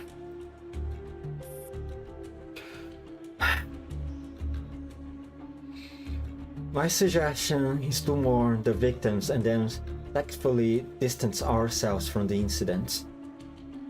After all, the very perpetrators were all Soviets. We pledge to conduct more rigorous identity checks on passengers in the future and urge the new Soviet Union to implement a more accurate identity verification system to ensure the safety of everyone's life and property. The draft of the compensation will probably look something like this. A sheet of paper is slid across the table to the manager. We deeply apologize for the explosion that occurred in the EN 44013M train Future in the early hours of October 20th. Our company will do its utmost to redress the situation and issue compensation. Passengers who departed on their own during the rescue and evacuation process may contact us at any time if they feel unwell afterwards, and we will bear the corresponding treatment costs. Once again, we offer our most sincere apologies. No, if they ever develop any chronic illness in the future, they can just blame it on breathing the air in the contamination zone. That's too risky for us. Then what if we don't mention anything about issuing compensation and just declare that our jurisdiction does not cover routes which operate beyond our borders? We can re-emphasize that there were no problems with the train safety inspection report within our own territory. That won't do either. It will make us look weak and incompetent. Not to mention, it would affect our other international routes. In that case, should we invoke force majeure Financial loss is inevitable, but are you so desperate to lose your own head? Then what am I supposed to write? You tell me. Calm down, let me think. Do we have any subsidiaries that involve Soviet companies? Yes, there is a company that manufactures glass used in train carriages, and one that makes steering wheels. Then blame it on the glass. They will discover a problem with the quality of the glass while investigating the cause of the incident. In order to prevent such problems, we will reevaluate our QA standards and offer our deepest apologies, then throw out some vague compensation criteria. Right. The PR director rubs his eyes, which are ringed with dark circles, and starts typing away in his keyboard again. The most important point is that the future train is absolutely safe, and both governments have done their best. Nobody wanted this to happen, but it's the Soviet company who's dropped the ball. Our only fault was that our QA standards were too lax. You understand? Got it. Take a look at this version. The door is suddenly flung open and several men in black come charging in. All of you, drop what you're doing right now. Put your hands behind your back. Who are you? The leader produces his identification. Police. Take everyone in the company away and log all their data. Set up the machines to copy their dolls' memories. What's going on? There must be some mistake. Our boss is a valuable member of the Socialist Unity Party. Sirs, please cooperate. Put your hands behind your back and move towards the door slowly. The black-clad men filling into the office don't have the situation completely under their control. The dolls that follow them is promptly start packing up and scanning all the documents in the office. They also haul away a stack of information on the train's passengers, as well as the CCTV monitors. One of the black-clad men walks up to the desk where the manager and the PR director were racking their brains just a minute ago. It is covered in stacks of information concerning the train. He picks up the passenger manifest sitting on top of a pile. Seat F12A12, male, age 32, first class, partial remains found. Seat F15E56, male, age 21, second class, survival confirmed. Seat F17E57, female, age 19, second class, partial remains found.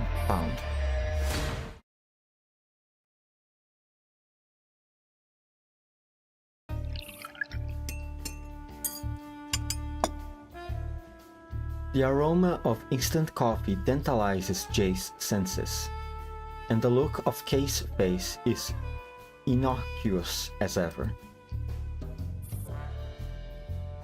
Her Kay? I have a problem. It's not actually my problem. I have a friend who's recently been having some trouble. Oh, tell me about it. So, this friend of mine was recently landed his dream job. But his mentor, his superior. What about his superior? His superior is very nice to him. She'd have lunch with my friends at the cafeteria, show him where the conference room is, and even organize his invoices for him. Then what's the problem? The problem is she is too nice. What do you mean too nice?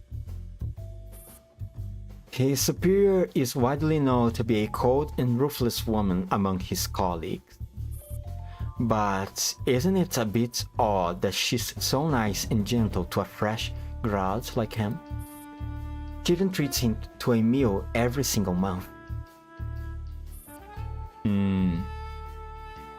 So? My friend is worried because he doesn't want to get into an office romance, but at the same time, he doesn't want to ruin his relationship with his superior.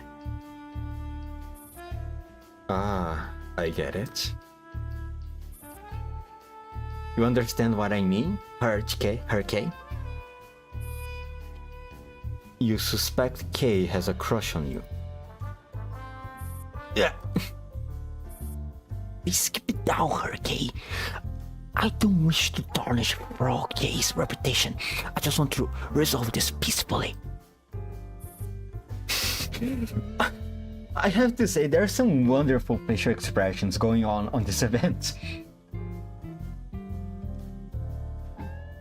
Hey, screenshot it. This would indeed tarnish her reputation if word got out.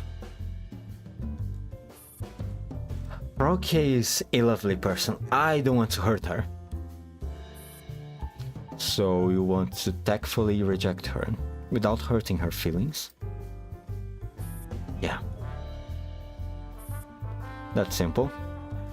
We are agents whose lives are always on the line. So whatever we have to do, we make it quick. Which is why I suggest you just talk to her and clear the air. Oh, wouldn't that be too direct? Not at all. Kay is a strong woman. I'm sure she can take your rejection in a stride and maintain her friendship with you. But only if you're honest with her about what you think. Starting from the moment that you realized she had feelings for you. You have a point, Kay. Q will be here for a meeting in 15 minutes.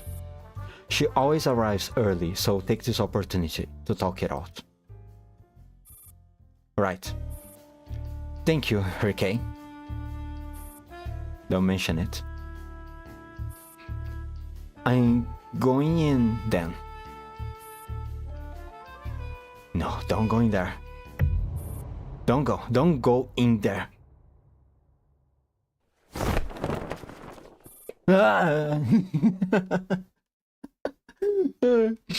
Sorry, maybe I was starting to get a little bit too much into it. Jay's eyes snap open and he jolts awake from his nightmare. Everyone in the conference room stares at him. Stasi headquarters, Frankfurt. Agent J, it's disrespectful enough to fall asleep while others are toiling away. You even have the nerve to talk in your sleep? Jay looks brilliantly at Amaris, Sterling, and Bridget, who are organizing files and documents in the office, then darts a glance at Q, who is nonchalantly sipping her coffee off to the side. Seeing the cause of his nightmare, Jay can only try to shrug it off. He flips through the pages of something on his desk, absent-mindedly.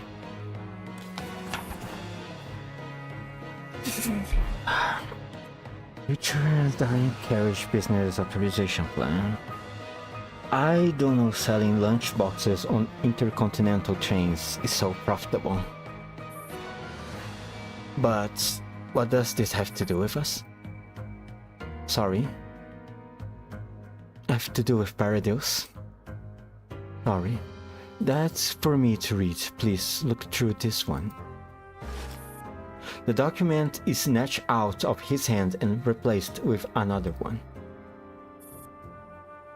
It's a copy of the statements given by employees of the company, signed by the head of operations, train attendants, barkeeper, etc.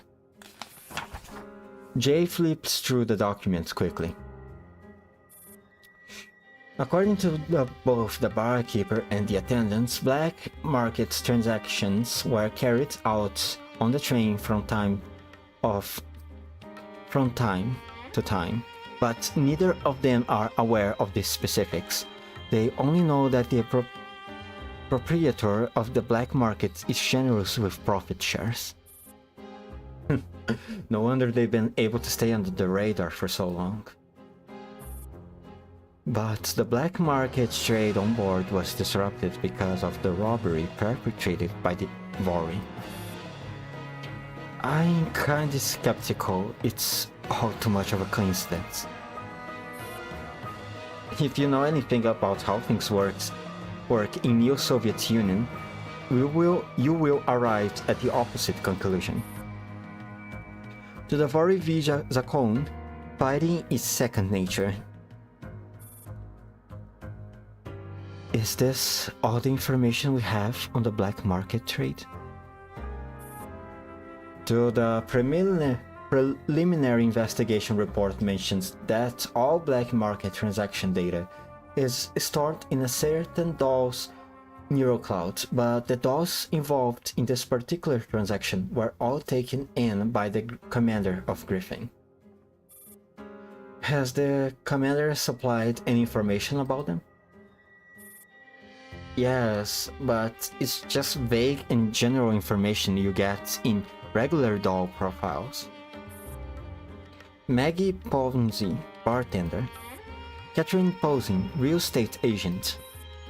Irma Hume, freelance writer. You get the idea.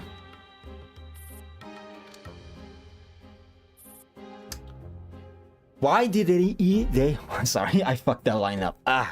Why did they even bother? Sterling makes the photocopies of another document and distributes them to everyone present. What is this? Their transaction ledger and how they split their profits? Holy crap, even the train attendants got 30 ounces of Sardis gold from this. Here's the black market sales catalog. A volume of Faust is priced at 200,000 Sardis gold? Isn't that a massive ripoff? You know woefully little about money laundering in the art world. Ah, I see. What about this? Human Intelligence Research, 17th edition. Why is this worth so much? Probably another way of laundering money. Jay skims through the catalog and tosses it aside, and Mary picks it up and with a dazed look on her face. This book. Kyo, who hasn't said a word so far, suddenly puts down her coffee and stands up. Give the catalog and take the rest of the stuff to the Department 12 for intel analysis. Jay and Amaris stay, everyone else out. Yes, ma'am. We will make the delivery right away. After the two dolls leave and close the door behind them, Kyo sits down across Jay and Amaris. Amaris, finish your sentence. If my memory serves me right, Project NGAD, this document was among the reference materials for the inception of Daybreak. However, I don't know its content. I believe it was the 16th edition back then. Thank you, Amaris. You can go sign off for today. Yes, ma'am. Amaris leaves the conference room. Now, you see why we are handling this mission for the new Soviet Union, and why we have to let this doll enter the Stasi. Daybreak and Capita. Tall and Hume. The kind of tech that the commander is dealing with. It's all connected somehow. But what's that got to do with us? As your mentor, let me teach you something.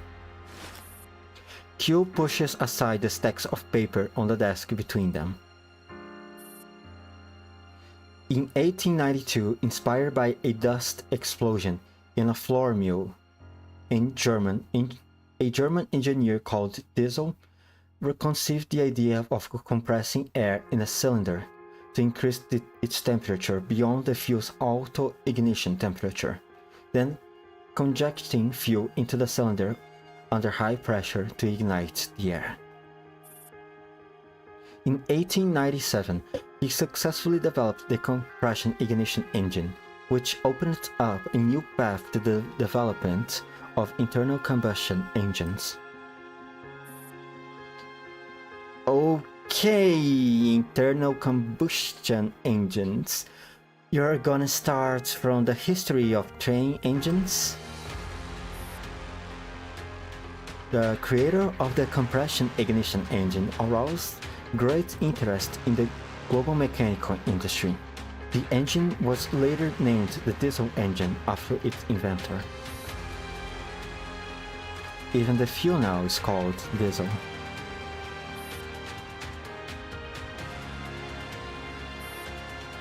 Diesel engines were first used in stationary generators in 1898. They became the power source for merchant ships in 1903,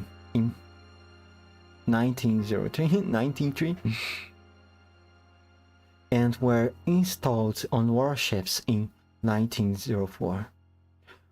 Then, in 1913, the first diesel-powered internal combustion locomotive was built.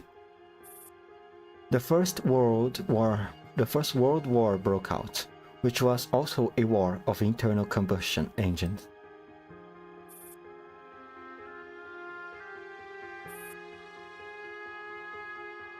What has the talk to do with us, you asked? There you have it. When Diesel refined the internal combustion engine in 1897, he never dreamed that his invention would be used for war rather than a simple train engines. It hasn't even been 2 decades since World War III ended. What do you think World War IV is going to look like? You mean, it will be a war of dolls? Sometimes I seriously want to tell the brass that they should just lock up all the scientists.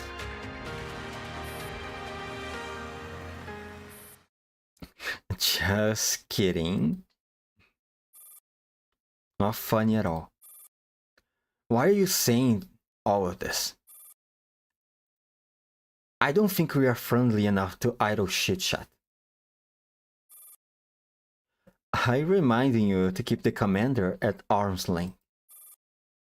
We take different stands on certain issues. As a mentor, I'm just giving my students one last piece of advice.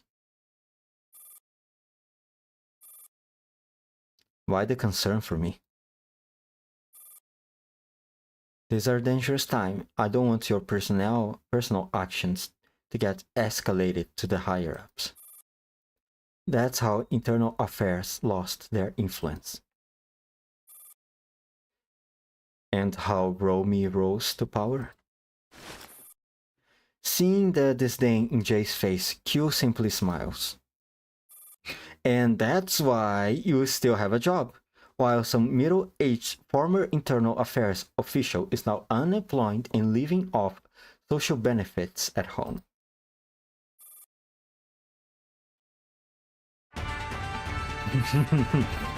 Oh boy. Breaking news. A fire broke out at Kovrinskaya Hospital in Kovrino in northern Moscow. Local firefighters were dispatched immediately. The fire allegedly originated in the underground morgue of Kovrinskaya Hospital. Kovirinskaya, maybe? Kovirinskaya. And many bodies stored in the morgue has been damaged. When inspecting the scene, hospital officials and the police discovered the remains of Dr. Samantha Shaw, who had been missing for a long time. Police investigations are now underway. A fire broke out in Kovirinskaya Hospital in northern Moscow, causing damage to many bodies stored in the morgue. The remains of Dr. Samantha Shaw, who had long been missing, were discovered at the scene. Dr. Samantha Shaw was a renowned doll scientist in the neo-Soviet Union who held the patents for many cutting-edge technologies and had made great contributions to the development of dolls. Moscow police are investigating the incident, and this station will be following the story closely.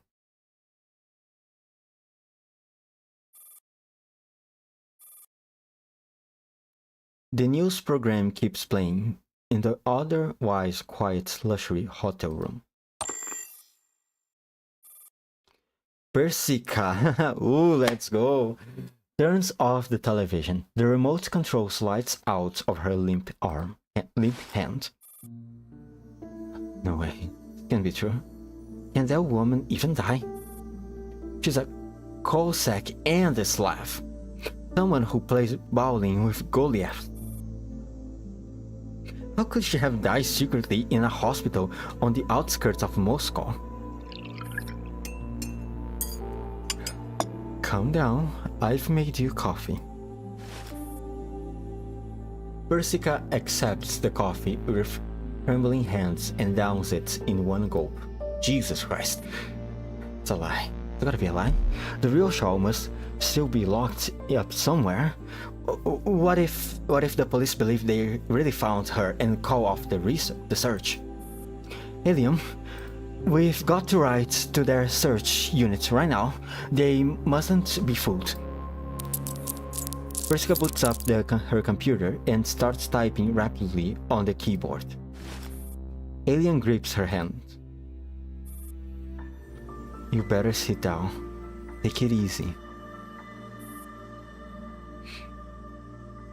I'm afraid it's true, Persica. The police has matched the body's DNA with Shaw's. There's no mistake. It's her. Mr. Kruger,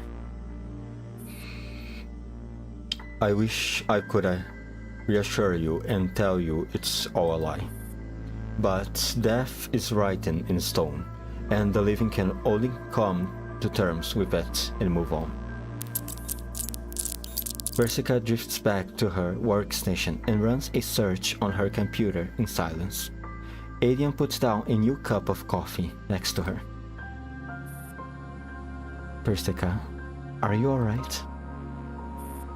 I just looking through my communication logs with Shaw. Rows upon rows of log entries appear on the screen. Persica sorts them into different categories based on their timestamps and subjects. She drags the page back to the top and starts scrolling through them slowly. The sense of self-importance they had for being accepted to the Zhukovsky Air Force Engineering Academy together, their euphoria over a breakthrough while testing the first gen autonomous dolls, the torments of encountering a bottleneck in the research project she was leading. Like opening a dusty photo album, all these long-buried memories come alive again.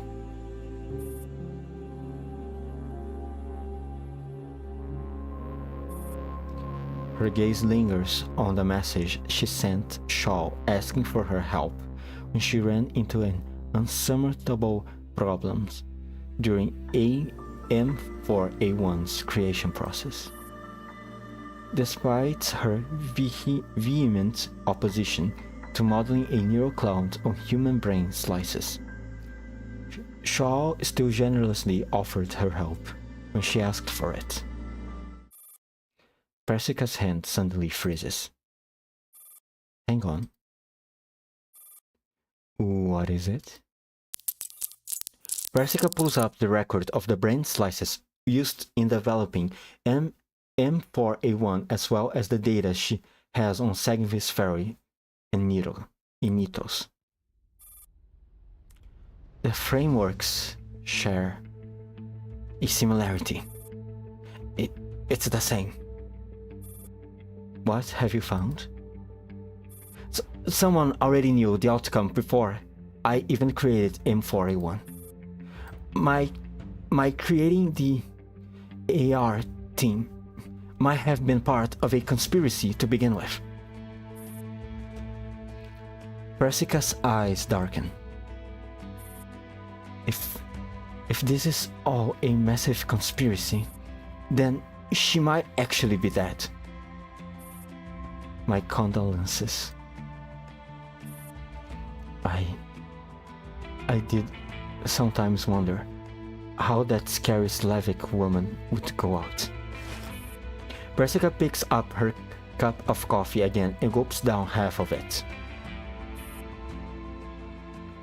Back at Zukovsky, everyone else treated me like a little girl, but not her. Were you very good friends? Not at all. She treated me like a crackpot. Well, I don't think she was wrong about it.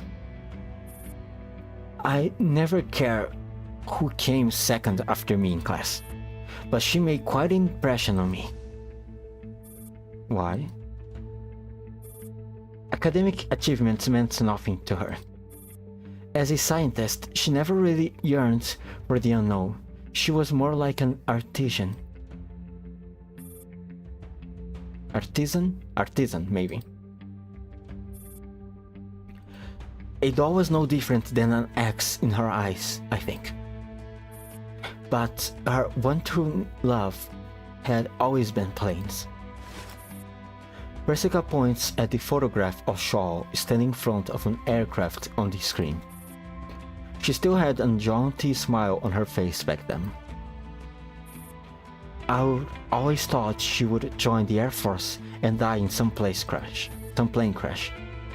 That seemed more like her style. Something like flying a plane deep behind enemy lines all by herself, shooting down 5 enemy planes, then crashing herself into a cliff to avoid being taken prisoner. But she ended up turning into a mystery. Who would have thought? Persica, I have a feeling Shaw's death would become a catalyst. A spark that ignites this precarious powder keg. That Slavic woman would never be involved in such nasty, convoluted business. There's no shortage of opportunists in this world who would use any excuse as a pretext to push their own agenda. That would be an insult to her. She was one of the few genuinely upfront and guileless people left in the world. Aggravating for sure, but not detestable. Like Anja? Yeah, like Anja. Oh man. Everything is slowly coming up together. I'm not sure where everything is leading up to, I'm not gonna lie. But yeah.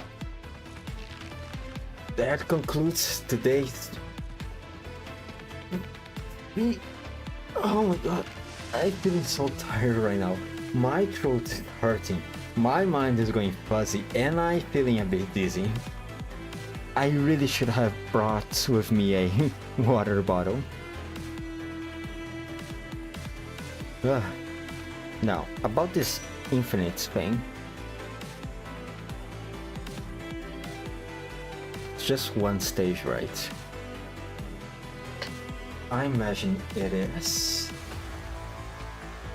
Okay, so I did 9 parts of 23 today.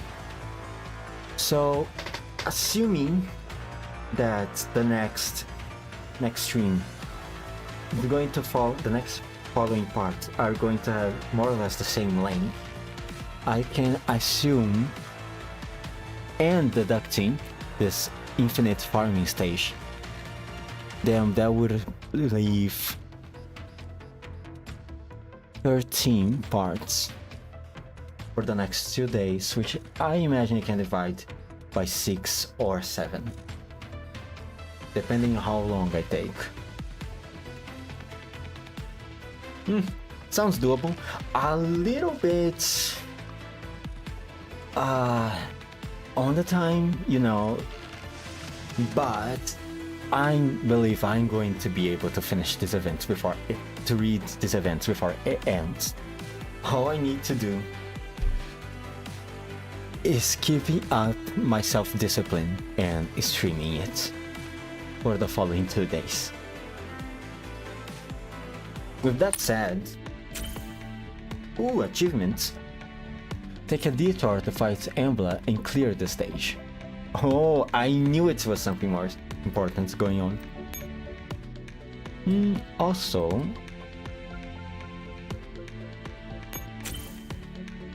more items to collect. Do I have anything else? Some achievements that I don't really need to collect, but I do anyway. Ooh, protocol. Let's go. What is this thing going to give me?